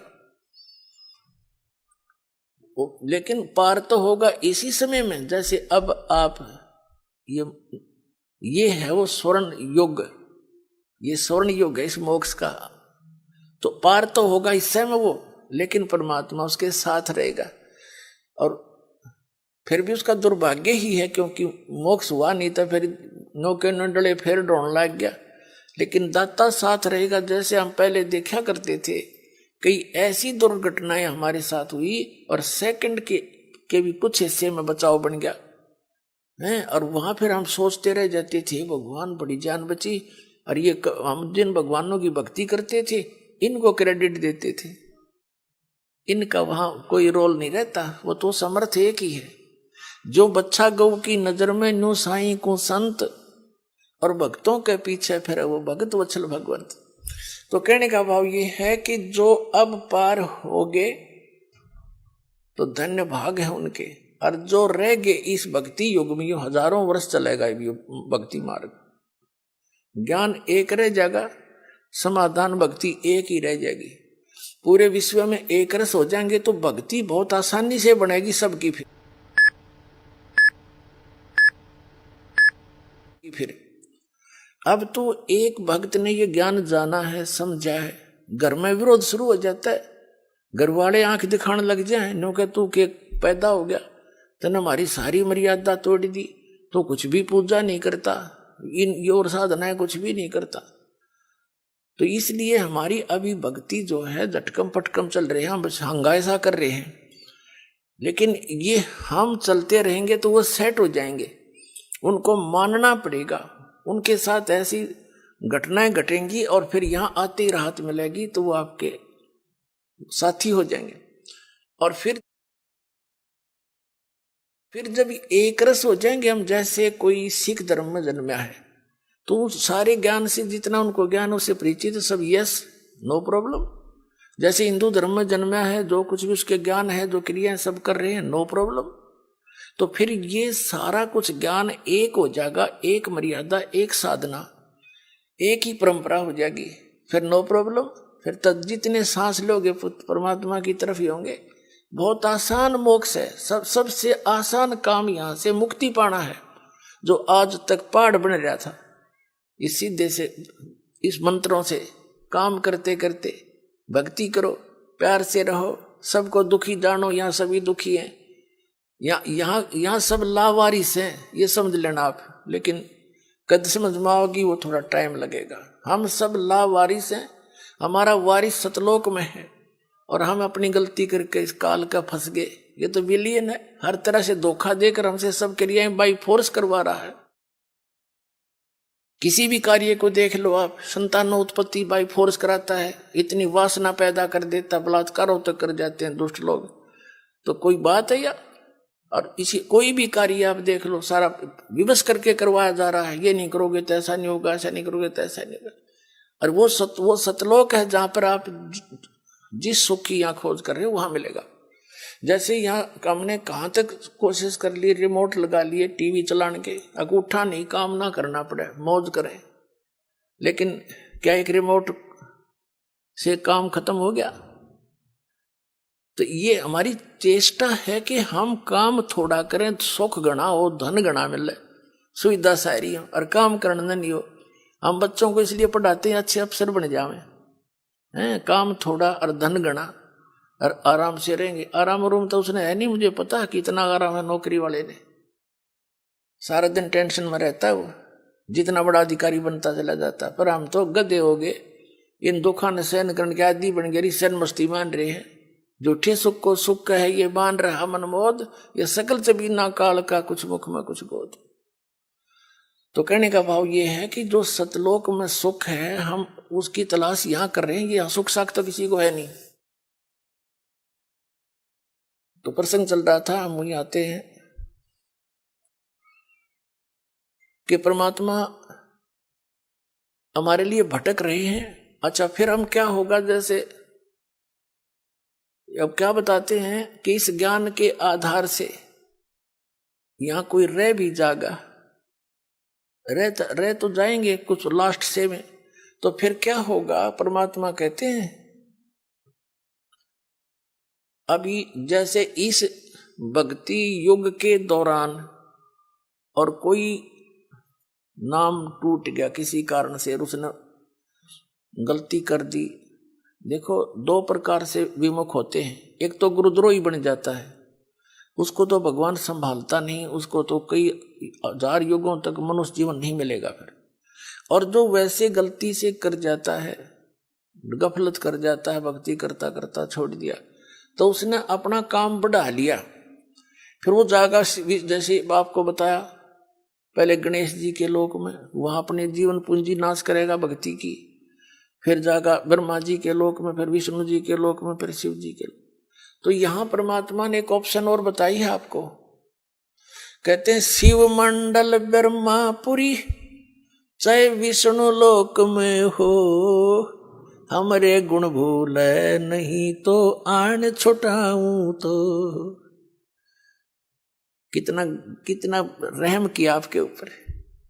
कहते हैं यदि तू गलती से और बीच में गफलत कर गया, फिर पहुंच गया विष्णु लोक में, शिव के लोक में, कहते वहां तेरा फिर याद आ जा कि मैं तो गलत आ गया। ये तो पहले बताया करते गुरु जी, या तो मेरी पूंजी नाश होएगी, मेरा तो काम बिगड़ गया सारा। कहते वहां भी जो हृदय तो रोएगा ना तू, तुझे वहां से भी छुटवा लाऊंगा और पुनः मनुष्य जन्म दिवा कर तुझे फिर से लाइन में ला दूंगा। इतने दयालु हम जी छोड़।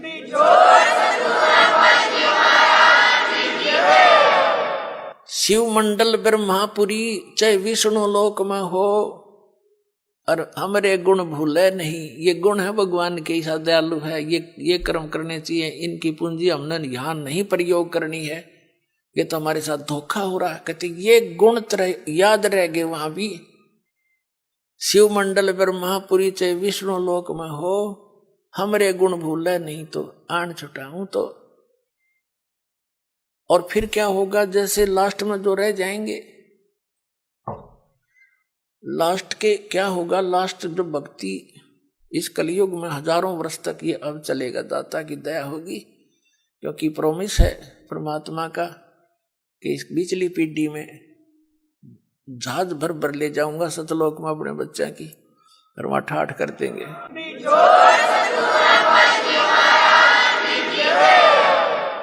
और पिछले लास्ट वाले फिर धीरे धीरे धीरे धीरे भक्ति कम होती चली जाएगी, गफलत में आते चले जाएंगे, सुख घना होगा, क्योंकि यहाँ पर सतयुग जैसा माहौल एक बार फिर बनेगा। और यू सुख भी इस जीव का दुश्मन है। कबीर साहब कहते हैं कि सुख के माथे पत्थर पड़ो, जिसते नाम हृदय ते जावे, और बलिहारी व दुख के जो पल पल नाम रटावे। कबीर साहब कहते हैं, हमें उदाहरण देते हैं कि इस यहाँ के नकली सुख में अंधे ना होना। कबीर साहब कहते हैं, आग लगाए से सुख के, जिस तो भगवान ते दूर हो जावा। हे परमात्मा, ऐसा सुख ना दिए जिस तो आप ते दूर हो, और ऐसा दुख बनाए रखना जिससे आपकी याद बनी रहे। बलिहारी व दुख के जो पल पल नाम रटावे। तो इस प्रकार परमात्मा हमें अपने उदाहरण दे देकर समझाते हैं कि यहाँ क्या सुख की ज्यादा डिमांड करने की आवश्यकता नहीं है। जब सुख घना हो जाता है, ये जीव परमात्मा से दूर अवश्य होता है।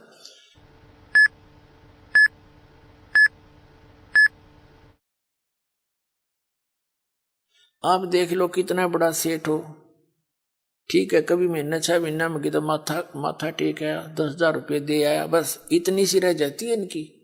ऐसे मंत्री हैं, मुख्यमंत्री हैं, प्रधानमंत्री हैं, इन वास्ता से है भगवान की पर भक्ति नहीं कर सकते ये। ठीक है कि माथा टेक आए हैं फॉर्मेलिटी सी, क्योंकि जीव है, भगवान के लिए तो रह ही नहीं सकता। तो वो भगवान अगर इस मार्ग पर उनको लगाना चाहो, आज नेड़े भी ना हो, उन्हें तो बकवाद चाहिए, अच्छी बढ़िया बढ़िया कोठी, लंबी कार, सामने घूटी छूटी, कलबा में बकवाद करनी, तो ये छोड़नी पड़े, तो वो छोड़ नहीं सकेंगे। वो जब छोड़ देंगे जब गधे बन लेंगे फिर को मार छुटवा होगा उनकी सारी।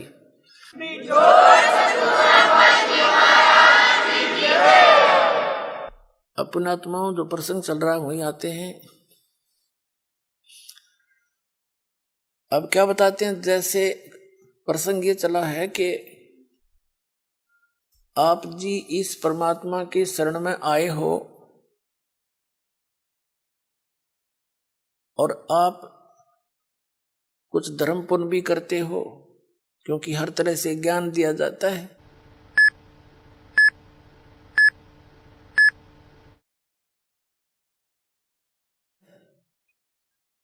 और आप ये सोचते हो कि भी कई बार ऐसा सोच लेते हैं कि मैंने जो है ना नाम लिए भी इतने दिन हो गए, सतनाम भी मिल गया, पाठ भी करा दिया, ज्योति भी चढ़ा दी, और फिर भी कोई ना कोई आंट अडांस, यानी कोई ठीक होगी एक आधी तो हमारे कर्म की कोई इनको बनी ही रहती है, इतने पाप हमारे इकट्ठे। तो वो ये सोचे, कई तो ऐसे पता लगा जब अब तो इतना ध्यान नहीं रहता दास को, क्योंकि संगत ज्यादा होगी, भगवान के बच्चे बहुत हो गए। पहले 100-200 भगत थे शुरू में, और उनको इतने सुख दिए परमात्मा ने, अपने मुंह से बताया करते, उनकी जीभ का जुबान का थूक सूख जाता था सुख बताते बताते। और फिर वो आना ही छोड़ जाते, उनसे पूछा करता, अन्य से वो नहीं आए, क्या हुआ? वो जाकर पता करते, आपको याद कर रहे थे गुरुजी, आप आए नहीं सत्संग में। तो वो क्या कहते थे कि हमने तो यह चीज मांगी थी एक, वह हमने मिली नहीं। अब परमात्मा कहते हैं, और साथ में ये उलाना दे, हमने पाठ भी करा लिया, 1 साल हो गया, नाम भी ले रखा था, ये ऐसे ऐसे हमारे साथ ऐसे हो गया। तो उनको फिर भगत समझाया करते थे कि आपको ये सुख भी हुए थे। कहा ये तो हुए थे पर यूं तो ना होया, और तो हुए थे पर एक ना होया। अब कहने का भाव ये पुण्यात्माओं, ये भी ज्ञान की कमी के कारण मार खा जी। तो दास की चेष्टा ये रहती है कि आपको अध्यात्म ये संपूर्ण ज्ञान करवाऊं, और संपूर्ण ज्ञान होए बिना आप भक्ति नहीं कर सकते। कबीर साहब कहते हैं, ज्ञान संपूर्ण होया नहीं और अर्धा नहीं छदावे, और देखा देखी भक्ति का यो रंग नहीं चढ़ ठहरावे। तो जब तक आपके हृदय में जख्म नहीं हो जाएगा कि स्थान के अतिरिक्त की तो ठिकाना नहीं है, और इस भक्ति इस भगवान ऐसा भगवान नहीं, ऐसा ज्ञान नहीं, और यहाँ भी कोई थोड़ी बहुत ठूठा है तो या होने दे फिर इसने। इसका कारण क्या है कि जैसे इस तरह के अनजान व्यक्ति कह ही देते हैं, ये भी कर दिया जी, ऐसा हो गया जी, ऐसा नहीं हुआ मुझे, तो शुक्र। एक विचार करने की बात है। सर्दी के अंदर, सर्दियों के अंदर आप दिसंबर जनवरी के महीने में आपने स्वेटर पहन रखी है, जर्सी पहन रखी है, और फिर भी सर्दी लग रही है आपको, तो उसका क्या विकल्प है? क्या समझदार व्यक्ति होगा, क्या वो उस जर्सी ने भी उतार कर धर देगा? अगर मुझे ठंड भी लग रही है, मैंने जर्सी भी पहन रखी है। इस नाम को छोड़ना, इससे दूर होना, इस बहाने कि इतना कुछ कर दिया थोड़ा, वो फिर भी काम नहीं बन पा रहा, यानी कुछ हानि है। तो पुण्यात्माओं, जितना वो जर्सी का काम था, इतना प्रोटेक्शन हुआ आपका कर रही थी, अरे इसने उतार देगा तो नमूनिया होगा, होता के समझदारी करोगे। यानी जितना भजन भक्ति सुमरण आपने किया है उतना प्रोटेक्शन आपको प्राप्त है। लेकिन सर्दी ज्यादा है, काना के हाथों के लग रही है, तो यह लागण दे, या आपका नमूनिया नहीं कर सकती जब जर्सी ना उतारोगे तो, और ये चली जाएगी तो महीने 2 महीने में। तो कहने का भाव ये है, जितनी भक्ति धर्म धन दान आप कर रहे हो, ये उतना ही आपका प्रोटेक्शन होता जा रहा है। और थोड़ी बहुत सर्दी, यानी पाप कर्मों की सर्दी घनी है आपकी, और थोड़ी बहुत की तो कान कून का लगे है तो लागण दे इसने, इससे बचाव बहुत है। जब जर्सी तार दी तो नमूनिया होगा, मरेगा जल्दी, काम बनेगा। तो उसका प्रोटेक्शन क्या है? मान लीजिए जर्सी से भी सर्दी लग रही है तो कंबल ओढ़ ले, और यानी प्रोटेक्शन है बढ़ा इसका। यानी धर्म करते करते, भजन करते करते भी आपके ऊपर कुछ ऐसी वस्तु फिर भी थोड़ी बहुत लगती है आपको सर्दी कर्मा की, तो उसका प्रोटेक्शन कर, भक्ति है बढ़ा, धर्म बढ़ा। और द्वार धनी के पड़ा रहे, धक्के धनी के खावे, 100 काल जगजोली पर द्वार छोड़ नहीं दो। ये है इसका एक सीधा सा फार्मूला, इसने अपना कर रखियो। ये आपको जो है कि वो इंस्ट्रक्शन दी जाती है सत्संग में, कहीं मार ना खा जाओ। तो इस प्रकार आप सोच विचार से चलोगे। कैसे? जैसे गीता अध्याय नंबर 7 के श्लोक नंबर 29 में क्या बताया है कि जरा मरण मोक्षाय यतन्ति ते ब्रह्म माम आश्रित यतन्ति ये ते ब्रह्म विदु ते ब्रह्म तत्व विदु और कृष्णम अध्यात्म कर्म च अखिलम। इसका सीधा सा अर्थ है कि जो प्राणी, जो साधक मेरे इस ज्ञान का आश्रय करके कि तत्वदर्शी संतों की खोज कर अर्जुन, चौथे अध्याय के 34वें श्लोक में कहा, और तत्व ज्ञान भी बता दिया चौथे अध्याय के 32वें श्लोक में कि उस सच्चिदानंद घन ब्रह्म के द्वारा अपने मुख से बोली गई जो वाणी है अध्यात्म मार्ग की, वो तत्व ज्ञान है। उसको उसमें विस्तार के साथ सब धार्मिक यज्ञों की, अनुष्ठानों की जानकारी दी गई है, वो तत्व ज्ञान है। चौथे अध्याय के 34वें श्लोक में कहा कि उस तत्व ज्ञान को तू तत्वदर्शी संतों के पास जाकर समझ।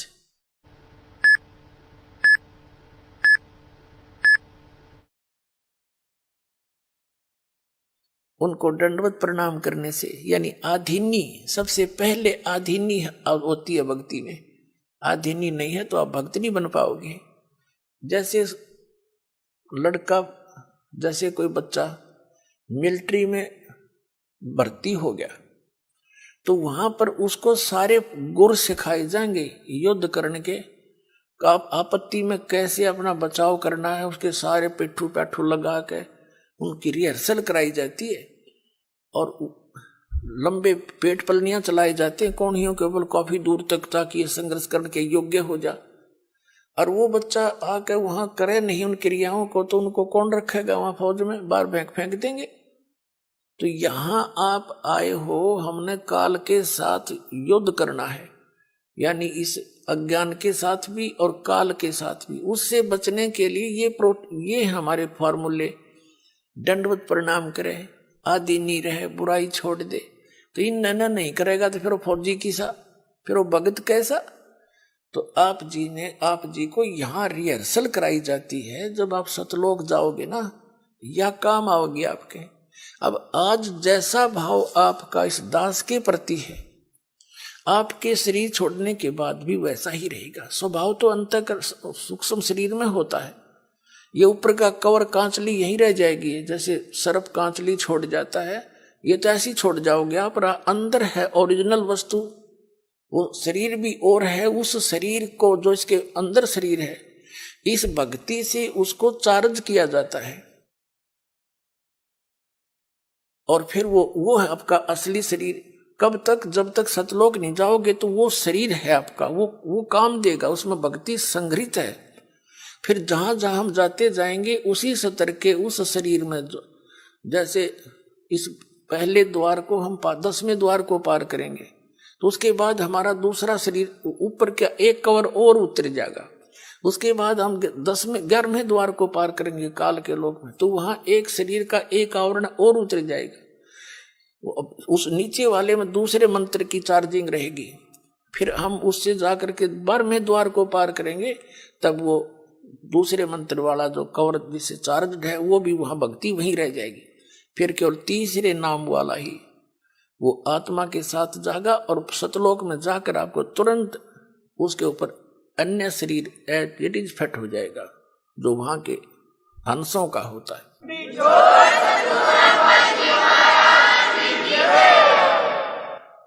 तो यहां क्या बताया है? परमात्मा पाने के लिए हमने फार्मूले जो गुरु बता रखे हैं भगवान ने, उनको अपना के चलना पड़ेगा। तो क्या बताते हैं कि कहे कबीर तुम चरण चित राखो जो सुई में डोरा रे। तो गुरु जी के प्रति आपकी धारणा ऐसे अभेद अटूट हो जानी चाहिए, आपकी श्रद्धा। तो प्रसंग चल रहा है कि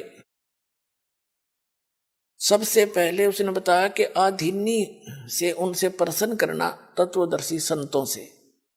फिर वो तत्वदर्शी संत तुझे वो तत्व ज्ञान बताएंगे। फिर 7वें अध्याय के 29वें श्लोक में हम फिर आते हैं। इसमें कहा कि माम आश्रित है, मेरे पर आश्रित होकर इस ज्ञान जो मैं बता रहा हूं इसने कोई सिरोधार्य कर ले, ऐसी प्रयत्न करके उस तत्वदर्शी संत को खोज लेता है।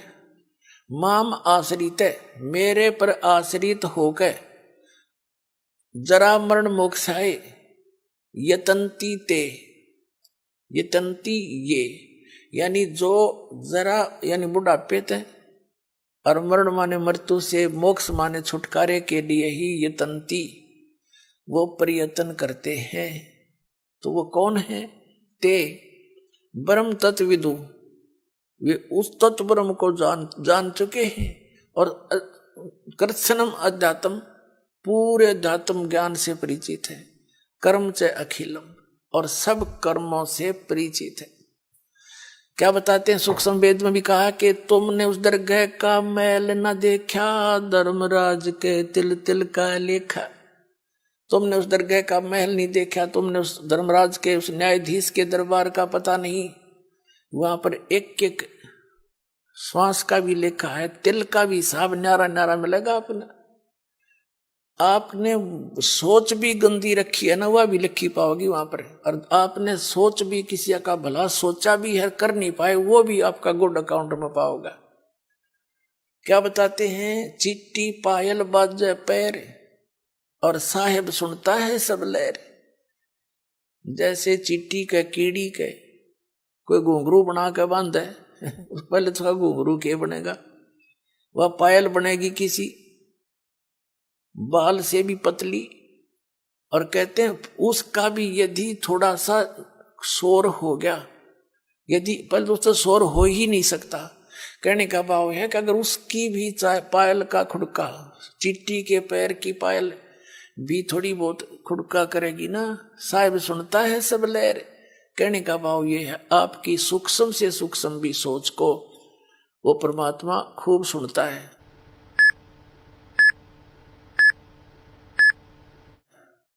तो कहते हैं तुमने धर्मराज का, तुमने उस दरगाह का मैल नहीं देखा, धर्मराज के तिल तिल का लिखा।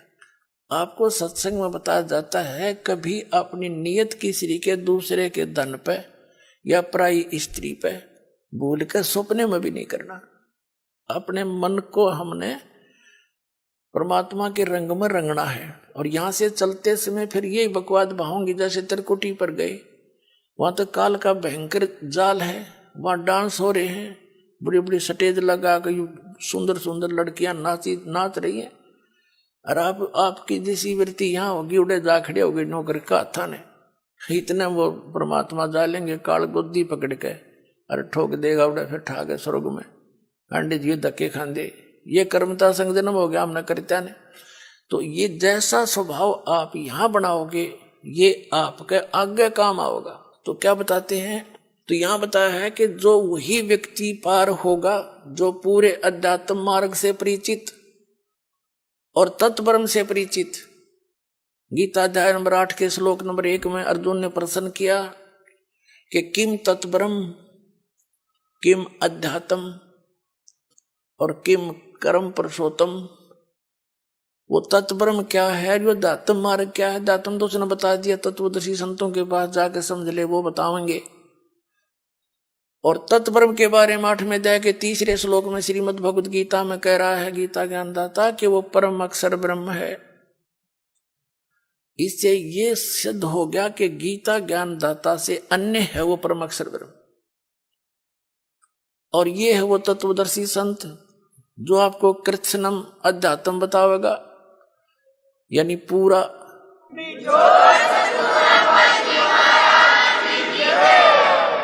कबीर साहब कहते हैं मां मुंडो उस गुरु की जिसते संशय ना जा। कहते धिक्कार ऐसे गुरु से जिसका आपका शंका निवारण नहीं होता और आपका जीवन नाश हो जाता है। तो क्या बताया है इसमें कि जो कबीर साहब कहते हैं ज्ञान संपूर्ण होया नहीं, अर्धा नहीं छदावे और देखा देखी भक्ति का यो रंग नहीं ठहरावे।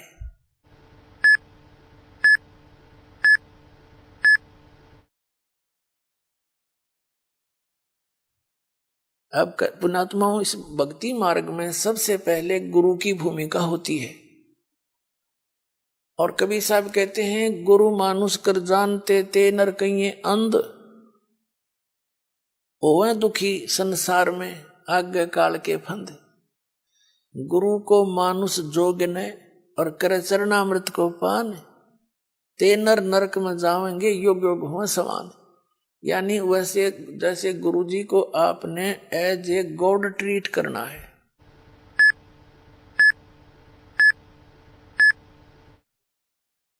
पुण्यात्माओं, जो परमात्मा स्वयं आए थे कबीर जी, तो उन्होंने भी अपनी झलक किसी को विशेष भगत को ही छोड़कर अन्य किसी को ये महसूस भी नहीं होने दिया कि वो स्वयं उतरे हैं। और वो खुद कहते थे वो परमात्मा भाई सतलोक में रहता है, वो सदा सुखदाई है, वो अविनाशी है, तुम वहां से आए हो, वहां जाकर ही तुम्हें सुख होगा, वहां जाने की विधि ये ऐसे है। बस वो तो स्वयं परमात्मा भी थे। लेकिन गुरु अलग होता है, परमात्मा भिन्न होते हैं। गुरु तो केवल उस परमात्मा से मिलाने वाला आपको आपका एक मीडिया होता है, उस परमात्मा से मिलाने वाला होता है। परमात्मा अलग है, गुरु अलग है। लेकिन गुरु उस परमात्मा का कृपा पात्र होता है। गुरु यानी टीचर जान सकता है। आपको बताया कि गुरु कौन है। गुरु भगवान हो सकता है, दूसरा गुरु हो ही नहीं सकता। क्योंकि गुरु सारी सतगुरु कहो, गुरु कहो, सतगुरु इसलिए कहना पड़ गया कि नकली गुरु बने होंगे, नहीं तो गुरु शब्द पर्याप्त है। गुरु माने रास्ता दिखाने वाला, सच्चा रास्ता दिखाने वाला। लेकिन झूठे गुरु हो गए इसलिए सतगुरु की आवश्यकता पड़ेगी। तो सतगुरु कहो और उसको गुरु कहो, परमात्मा ही आते हैं और वो ही गुरु हो सकते हैं, और गुरु है ही नहीं। बाकी तो गुरु सभी आपको बता दिया। किसी ने बाल काटने सिखा दिया, उसका गुरु हो गया। ये छोटी मोटी अध्यापक शिक्षा को अक्षर ज्ञान करा दिया उसका वो गुरु हो गए। ये गुरु अलग है। अध्यात्म मार्ग के गुरु का सत्संग में रोल होता है। कबीर साहब बता रहे हैं कि धर्मदास भाई फिर सतपुरुष ने मेरे को कहा, ये तो खुद बंदी छोड़ इब्नो कह देख मैं था सतपुरुष तो धर्मदास कति नहीं माने। ये गरीबदास कह दिंदा मैं भगवान सू नो कहेंगे पागल का कहने लग गया उसने बौड़ी बूझ बौड़िया बंदी छोड़ दे ने बोला मारा सट्टे यू भगवान से। तो महाराज ने दूसरा तरीका अपनाया कि भाई पूर्ण ब्रह्म ने मैं भेजा ने बोला भाई तू जा या शक्ति ले जा शब्द की और इस शब्द का जो तेरे पास है इसका अभ्यास करके और उनको दिखा देगा तो उस शब्द की शक्ति से ये काल तेरे ऊपर कोई असर नहीं करेगा। और इस शब्द को इस सार नाम को ये जीव भूल चुके हैं।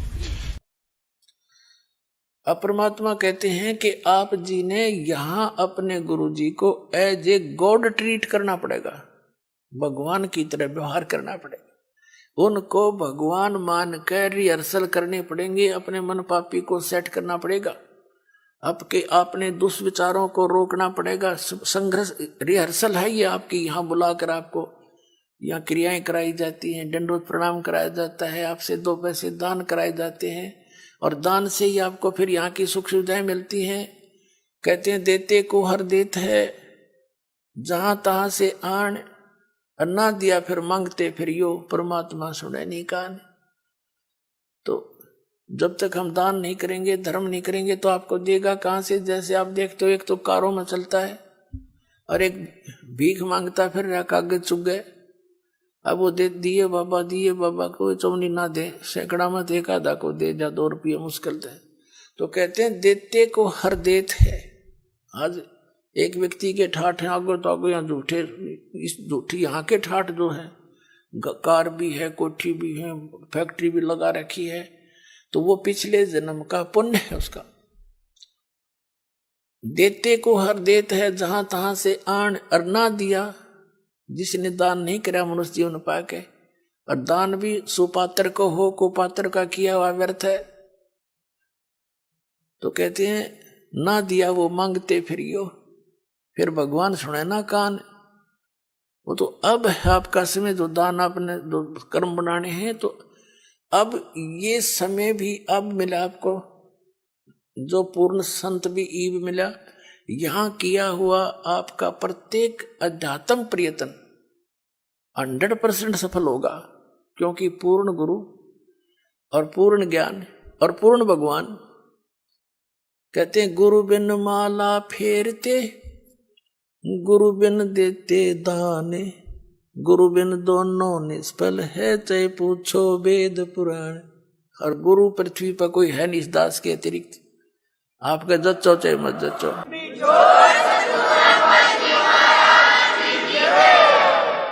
आपको यकीन हो या ना हो, ये सच्ची बात समझ लेना। बुद्धिमानों को तो यकीन हो ही चुका होगा। ये सारे दिखा दिए किसे गुरु थे।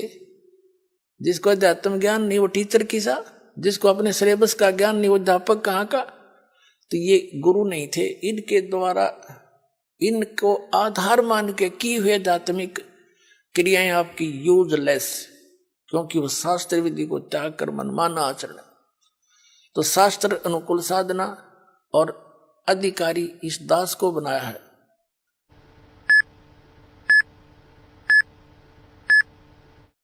और अब चाहे पूरा विश्व आकर नाम ले लो, सारे पार हो जाएंगे, क्योंकि शब्द बहुत जबरदस्त शक्ति होती है।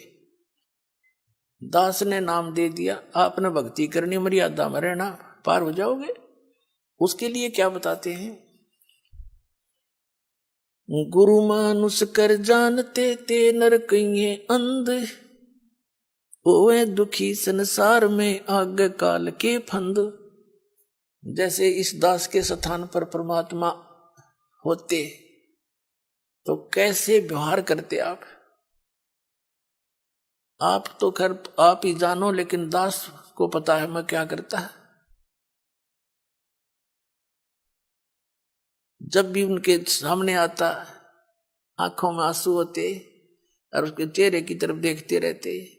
अब उसके सामने ठीक है, अब तो हम as a Guru he deal करेंगे, अपना दुख भी रोवांगे, कहते हैं जय इब क सतगुरु मिले, जय इब क सतगुरु मिले, सब दुख आखूं रो, चरणों ऊपर शीस धरूं, कहूं जो कहनी हो। तो कहने का भाव ये है कि जैसे गुरु जी के सामने आप भगवान के पास जाते हो और आपसे गुरु जी क्या कहेगा कि भाई शराब नहीं पीना, चोरी नहीं करना, मर्यादा भंग मत करना, मर्यादा में रहना, भक्ति करना, और आप मेरे सामने आकर के झूठ बोल दोगे किसी भी पॉइंट के। भगवान के सामने आप जाते हो, झूठ बोल सकते हो? दास का द कलेजा फट जा झूठ बोलती आना। आप तुम अपने आप सोच लो ना,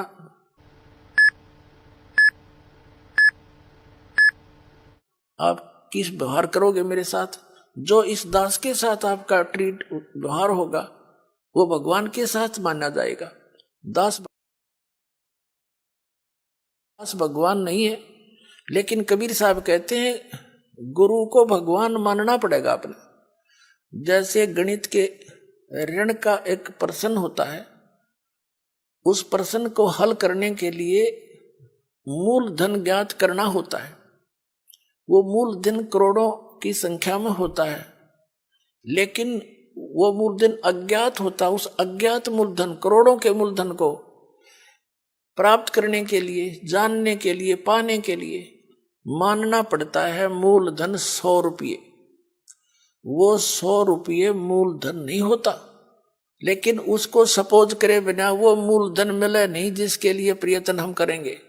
तो हमारा मूलधन है कबीर साहब, लेकिन उस कबीर साहब को पाने के लिए आपने मानना पड़ेगा। मान लीजिए रामपाल कबीर साहब, एज ए ट्रीट नो करना पड़ेगा आपको।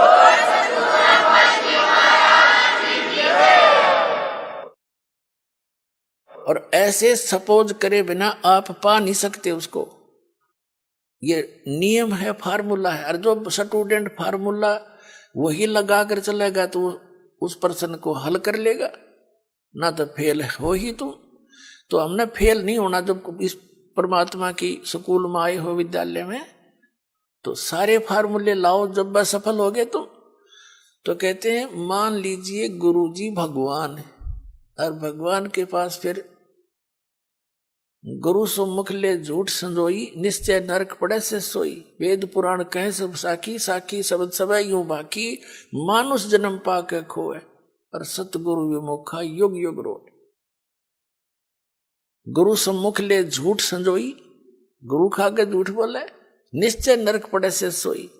तो परमात्मा कहते हैं गुरु मानुष कर जानते ते नरकइये अंध, ओए दुखी संसार में फिर आग गए यम के फंदे। अब क्या होगा पुण्यात्माओं? जैसे क्या बताया है कि शरण पड़े को गुरु संभाले, जान के बालक भोला रे, कहे कबीर तुम चरण चित राखो, ज्यों सुई में डोरा रे। ऐसा भेद संबंध बनाओ अपने गुरुदेव के प्रति, वो नकलियों के प्रति नहीं। नकली तो काल के दूत है, उन्हें तुरंत त्याग दो। कई भक्त चिंतित हो जाते हैं कि कहीं हम उन गुरुओं को छोड़ दें और कहीं हम हमारे ऊपर आपत्तियां ना आ जाए। आपत्ति तो उनके शरण में आऊंगी तुमने, उन्हें छोड़ दें तो जान बचेगी तुम्हारी। कबीर साहब गरीबदास जी कहते हैं झूठे गुरु का लीतर लावे और करते काट घसीटे, इनके पीटे पाप नहीं है, इन निश्चय पीटे। इसे घटिया ये गुरु है, ये अनमोल जी उनका नाश करने लग रहे, अपना भी आप श्रद्धालुओं को मिसगाइड कर रहे। तो कबीर साहब कहते हैं झूठे गुरु के पक्ष को और तजत न लावे वार, और द्वार न पावे शब्द का वो भटके वार ही वार। फिर कहते हैं जब लग गुरु मिले नहीं साचा, तब गुरु करो, तब तक गुरु करो 10 पाचा। जब तक सच्चा गुरु नहीं मिले तो कितने गुरु बदलने पड़े, उसमें पाप नहीं लाभ होगा।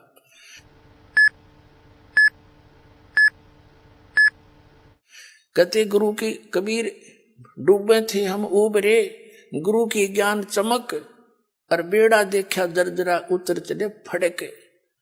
जैसे नौका टूटी ही और मझदार में जा रही हो, नीचे से पानी भरने लग रहा हो और साथ में कोई दूसरी ले जाकर खड़ी कर दे बिल्कुल ओके, और उसने कहे या डूबेगी भाई, देखिए पानी भरने लग रहा है इसमें, और आ जाओ इसमें, विकल्प कूद जाएंगे वो 1 सेकंड में। जो विकल्प नहीं हो तो डूबेंगे। जब विकल्प खड़ा कर दिया कि या ठीक सर इसमें आ जाओ, और फिर भी ना दे, फिर तो वो भांग पिए बैठे हैं, घटनों पानी में भी बड़े हैं, फिर भी नो के ओके है। तो जो दास प्रमाण दिखा रहा है और ये नौका साथ में खड़ी कर दी कि ये है ओके इसमें आ जाओ और यह सारी डूबेगी तुम्हारी, और अब भी उनको नहीं छोड़ रहे, उनने तो फिर नशा गणा हो रहा है, उनका क्या करें फिर हम। कबीर साहब कहते हैं कि ये चातुर प्राणी चोर हैं, इतना ज्ञान दास ने बता दिया और उनकी दाख, उनने तो कुछ ध्यान देना चाहिए। जो संत गुरु पद पर बैठे हैं, तुम क्या करने जा रहे हो, तुम्हारा ज्ञान फेल कर दिया, और फिर भी बोले आत्मा नहीं कहते भाई चलो वह भी आ जा, उन्होंने भी कह दे भाई बिल्कुल ठीक है, नहीं तो गलत बताओ मेरे ज्ञान को, मैं बार बार कह रहा हूं ये गलत बताओ, गलत कह रहा हूं, और गलत नहीं कह रहा तो स्वीकार करो, इन छोड़ दो परमात्मा के बच्चों ने, क्यों दुश्मन बने बैठे हो तुम।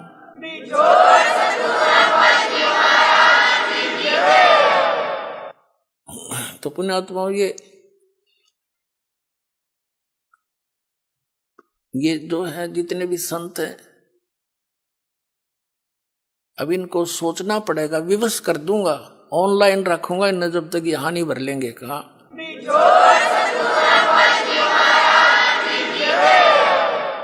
और क्योंकि ये बोले सरदार कबीर साहब कहते हैं चातुर प्राणी चोर हैं, जैसे मधु परमहंस, और ये न्यू कह बोला हमने आध्यात्मिक ज्ञान चर्चा ना करी, इससे सिद्ध है कि ये परमार्थी नहीं है। अगर ये संत होते तो रूपदास जी की तरह कह देते धर्मदास को कि बेटा जा अपना कल्याण करा ले, मेरे तो समझ में आती नहीं, और तुझे गुरु मिल गया है तो जा कल्याण करवा ले। तो उसने छोड़ दिया तो बोली आत्मा आ गया और कबीर साहब के चरणों में गिर गया, फिर तो पूछो मत, फिर तो सारी ये बात समझ में आ गई है, भगवान मेरा तो नाश हो जाता, मैं तो डूब गया था, बताया जीव कहाँ जाएंगे जो आपके शरण में नहीं आते। परमात्मा ने कहा था तू ज्यादा चिंता मत कर, या बीचली पीढ़ी का समय आओगा ना जो 5500 वर्ष बीत जाएगा कलयुग, तब देखूंगा मैं सारा ने, और तू भक्ति कर, तेरे वंश भी तभी पार होंगे जब मैं दोबारा आऊंगा। अब परमात्मा ने तो दास भेज दिया पुण्यात्मा, 100 की 100 साची मान लेना, ये सब प्रमाण बताने लग रहे।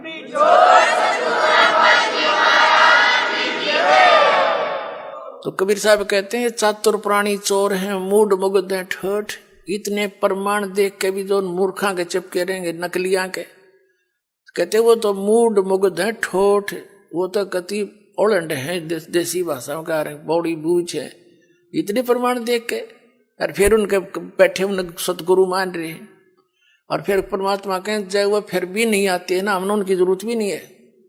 चातुर प्राणी चोर हैं ये, मूड मुग्ध हैं ठोठ, और संतों के नहीं काम के, उनको दो गलजोट, वो तो और दृढ़ कर दो उनको, मरे रहो वहीं पर, इतना ज्ञान समझ के भी ना मानते। तो पुण्यात्मा प्रसंग चल रहा था कि कर लो गुरु वकील मुकदमा भारी है, बहुत सबसे खतरनाक केस यू है आपका इस सृष्टि में कोई है तो, आप काल की जेल में बंद हैं, और ये सिर्फ काल की खुली जेल है, आप ही से बच्चे पैदा करवा कर आपको एक और बंधन में बांध रहा है, और अपना करो धंधा रखाओ हैं और मर जाओ, फिर गधे बन जाओ, दूसरी जेल वो कठिन जेल में भेज दिया।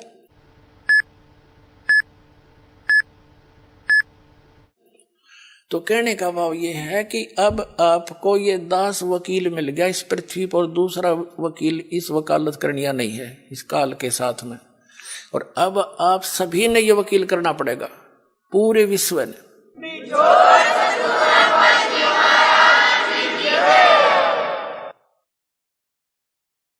और उसके लिए क्या बताया है आप जी, जैसे बताई दिया कि प्रथम मंत्र जो आपका जाप है आपके इन सभी कमलों के से बरी कराएगा आपको, जैसे ये राधा स्वामी पंथ वाले और जय गुरुदेव पंथ वाले, यो एक विचार हैं इनके एक जैसे, क्योंकि ये राधा स्वामी पंथ से ही निकले, आगरा वाले से ही, और ये व्यास वाला भी, और धन धन सतगुरु सच्चा सौदा सिरसा और जगमाल वाली वाले, ये निरंकारी, ये ठाकुर जी वाले, ये सारे एक का कुएं का पानी है। जनोद वाला जो बयानी में बना रखे, ये इनका, ये क्या कहते हैं कि हमारे गुरु, हम तो सीधे त्रिकुटी पर ध्यान लगाते हैं, त्रिकुटी पर। हमने नीचे के इन कमल कमलों की कोई आवश्यकता नहीं है। देखिए घर का राज बना रहे हैं, हमने विदेश, अब विदेश में है और स्वदेश जाना है मान लीजिए, और वहां से वापस आने के लिए आपने वहां के सभी नो ड्यूज सर्टिफिकेट लेने पड़ेंगे, और तब आपका वापस आने का सारी क्लियरेंस होगी, तब आप वापस आ सकते हो। और आने के लिए फिर किराया भी चाहिए आपने। तो ये यहाँ हम जो रह रहे हैं, जैसे किसी ने टेलीफोन का कनेक्शन ले रखा था, बिजली का, पानी का, गैस का, धंधा ठीक होने ना होने के कारण वो सारे कट गए, उनके टैक्स दिए नहीं, तो दूने कंगाल हो गए। तो उस समय कोई ऐसा गारंटर चाहिए आपने जो सरकार से आपकी सुविधाएं चालू करवा दे, और फिर आपसे कहेगा कि आप अपनी कमाई करो, टैक्स भरो।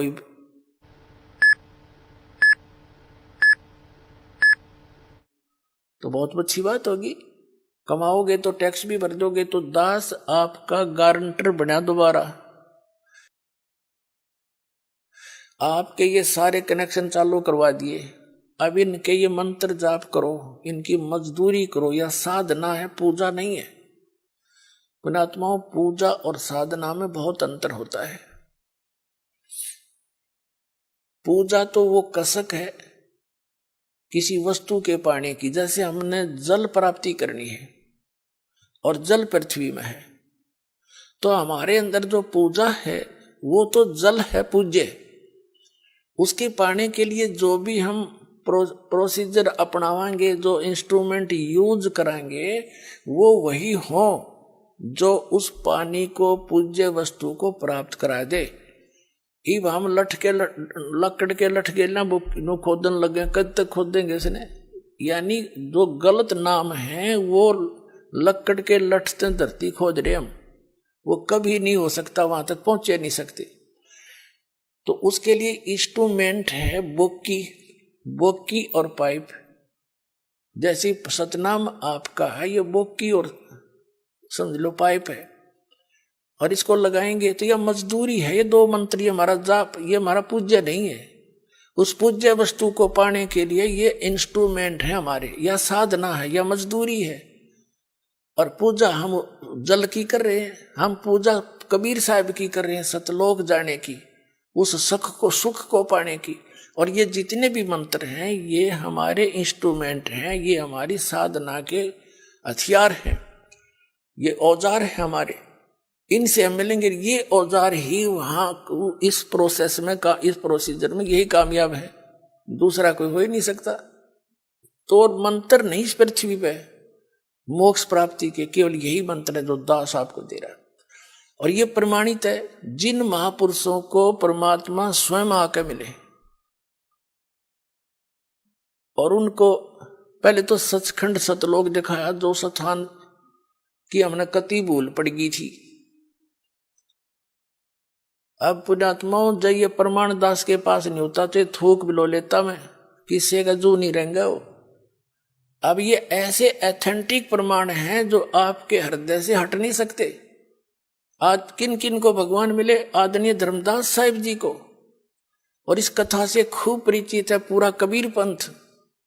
आदरणीय नानक साहिब जी को परमात्मा मिले, सचखंड लेकर गए। इससे पूरा सिख धर्म अच्छी तरह परिचित है, कैसी घटना घटी थी। और ऐसे ही आदरणीय दादू साहिब जी के साथ हुआ था, ये भी दादू पंथी सब जानते हैं। ऐसे आदरणीय गरीबदास साहिब जी के साथ हुआ था, सतलोक लेकर गए थे, वापस छोड़ा था, ये पूरा गरीबदास पंथ जानता है। ऐसे घीसा दास साहिब जी के साथ हुए थे। तो कहने का भाव ये है कि उन महापुरुषों को, उस परमात्मा ने कौन सी साधना दी थी सतलोक जाने की, तो वही हमने आवश्यकता पड़ेगी, उससे अतिरिक्त कोई भक्ति नहीं, कोई साधना नहीं।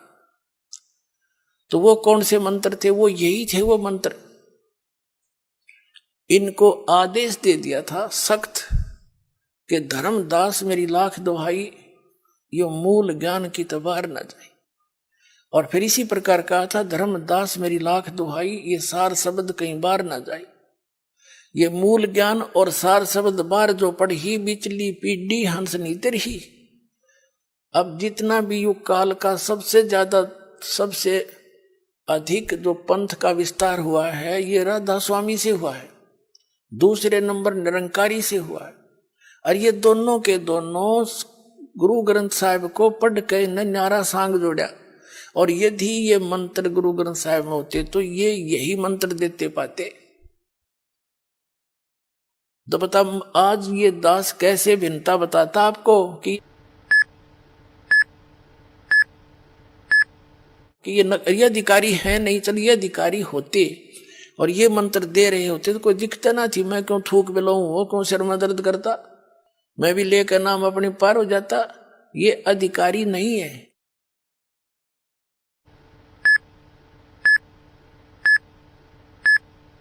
इनके पास ये मंत्र भी नहीं है। और उनको परमात्मा ने, उन महापुरुषों को इसलिए मना कर दिया था कि यह बात बिगड़ जाएगी। बीचली पीढ़ी में मेरा और काल का एक एग्रीमेंट हो रहा है कि कलयुग में कितने जीव ले जाना। तो परमात्मा ने पता था कि बीचली पीढ़ी में पहले तो शिक्षित करूंगा इन सबको। नहीं, पिछला इतिहास देख लो, हमारे दादे परदादे ने कोई पाड़ी जाया करता, कोई हाड़ी जाया करता, कोई कितना मजदूरी करके अपना टाइम पास कराया करते, उन्हें पढ़ने की आवश्यकता नहीं थी। अब हमने पढ़ाई को एक प्रथम मान लिया सिर्फ रोजी रोटी के लिए। हमने तो इसलिए स्पीड खींची थी, हरीबिया काम आओगी वो दूसरी जगह या शिक्षा, परमात्मा के पहचानने के लिए। ये कंप्यूटर बना दिए, इंटरनेट बनवा दिए। ये कबीर गॉड गिवन माइंड है, ये उस परमात्मा ने दी है बुद्धि, ना काल बुद्धि दे। ये तो पहले पिछला इतिहास देख लो, रथों में 4-4, 5-5 गधे जोड़ कर ये खच्चर घोड़े और घसीटे अंडा करते, उसने सबसे बड़ी सवारी में अंडा करते। वो कोई तरीका था, एक नोन बाजो वैरो लठम लट्ठा गेला। तो ये ऐसी बुद्धि कर रखी थी इसने हमारी। ये कबीर साहब ने दिया है ये सारी टेक्निक। और दी किस लिए? आप जी को घर बैठे संदेश देने के लिए। वो इतना दयालु है कि घर बैठे दे दूंगा अपने बच्चों को शिक्षा, और पहचान लेंगे पूरे विश्व में मेरा नाम होगा और सबका कल्याण होगा।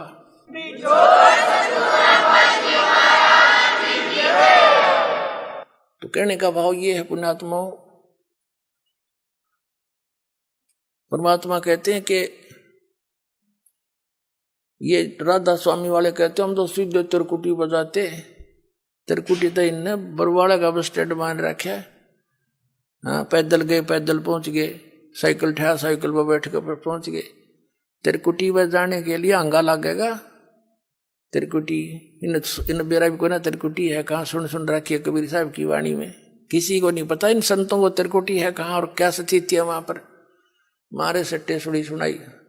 तो ये सारे आप सिद्धे हो जाएंगे। भगत समाज बुद्धिमान है, बोले बाले श्रद्धालु बैठे हैं अभी तक इन सोच के कि देखेंगे। और अब तो वो इस ऐसे बैठे हैं कि यूं चला जाएगा जब देखेंगे पाछे थे। वो ग्रुप के ग्रुप सेट हुए बैठे हैं, लेकिन अंदर से खोखड़े हो लिए सारे। ये राधा स्वामी वाले, धन सतगुरु वाले, ये कबीरपंथी सब खाली करके दिखा दिए। इनके थैले नू उलट दिए, ऊपर बोर्ड के मेथा पाया खाक इनमें।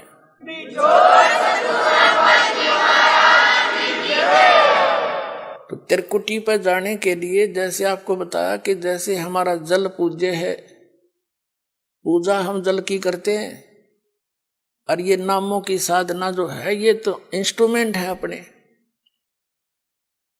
तो 2 मंत्र का जो जाप है आपको, तो त्रिकुटी तक तो हम इनके जो पहले मंत्र में देते हैं, ये यहाँ तक बड़ी आपको एडवांस करवा पाओगा परमात्मा। यहाँ तक तरोड़ा ही नहीं है। ये आगे फंड करता है वहां जाकर त्रिकुटी पे। वहां पर 3 रास्ते हो जाते हैं। सामने वाला रास्ता इसने कति बंद कर रखा है। ये अध्यात्म मार्ग उल्टा चलता है। जैसे हम त्रिवेणी बोलते हैं, वहां पर इलाहाबाद में जो गंगा और जमुना मिलती है और तीसरी के नीचे सरस्वती है, और अध्यात्म मार्ग में उल्टा चलता है।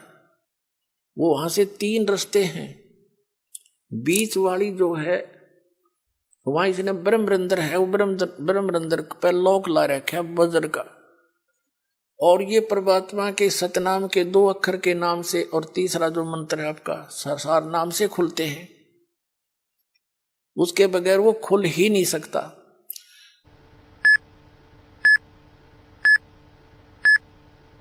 तो कहने का भाव ये है, त्रिकुटी पर जब आप पहुंच जाओगे, जैसा भाव आपका इस दास के प्रति यहां रिहर्सल के दौरान आपका होगा, तो वहां आप दास दिखेगा, आप वहां पहुंचोगे। जिसमें जैसा स्वभाव होगा वहां आपके रिहर्सल वहां काम आ गया, और वहां बहुत से मेला भरा होगा। कोई कुछ कह रहा होगा, इसने के बेरा यू तो नू है, जैसे अब भी आप बहुत कुछ सुनते हो समाज में। तो वहां जाकर यदि तुम डगमगोगे, तेरी बात बिगड़ जाएगी।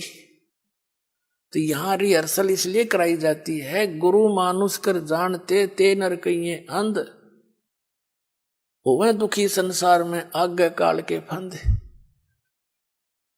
तो हम जैसे जल की प्राप्ति के लिए बोकी और पाइप प्रयोग कर रहे हैं, तो ये सतनाम जो है ये बोकी और पाइप समझ लो।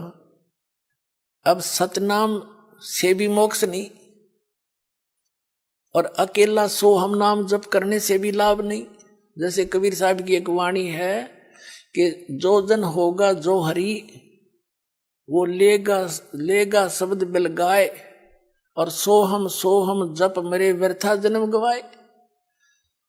यानी जो जौहरी होगा, सही ज्ञानवान होगा, तो वो इन शब्द को सही ढंग से पहचान लेगा, भिन्न भिन्न समझ कर प्राप्त करेगा। अकेले सोहम नाम का जाप करने से कोई यूज नहीं। जैसे सोहम का 2 ऐसे कर लेते हैं, सो बाहर हम अंदर, या हम बाहर सो अंदर, ऐसे करते, ये गलत है, साधना ठीक नहीं। और यदि सतनाम भी आपको प्राप्त हो गया, सार नाम नहीं मिला, तो भी आप मोक्ष प्राप्ति नहीं कर सकते। और सतनाम के बिना सार नाम आपको काम नहीं कर सकता। जैसे हैंडपंप लगा रहे हैं, पाइप तक पानी तक पाइप पहुंच गई, इस प्रोसीजर से पाइप बोकी और पाइप जल तक पहुंच गई, जल प्राप्त नहीं हुआ, उसके लिए हैंड पंप लगाना पड़ेगा। वो सार नाम है। और सार नाम, जिसको आदि नाम, सार शब्द, अकय शब्द उसको कहते हैं। फिर उसकी भी सेवा, उसका सेवन करना है। हैंडपंप भी ऐसे उसको हिलाना पड़ता है, तब वांछित वस्तु प्राप्त होती है। ये है प्रोसीजर पूरा इस परमात्मा के पाने का। और वो मंत्र इस दास के पास है, अविलंब प्राप्त करो, अपना कल्याण कराओ। बोलो सतगुरुदेव।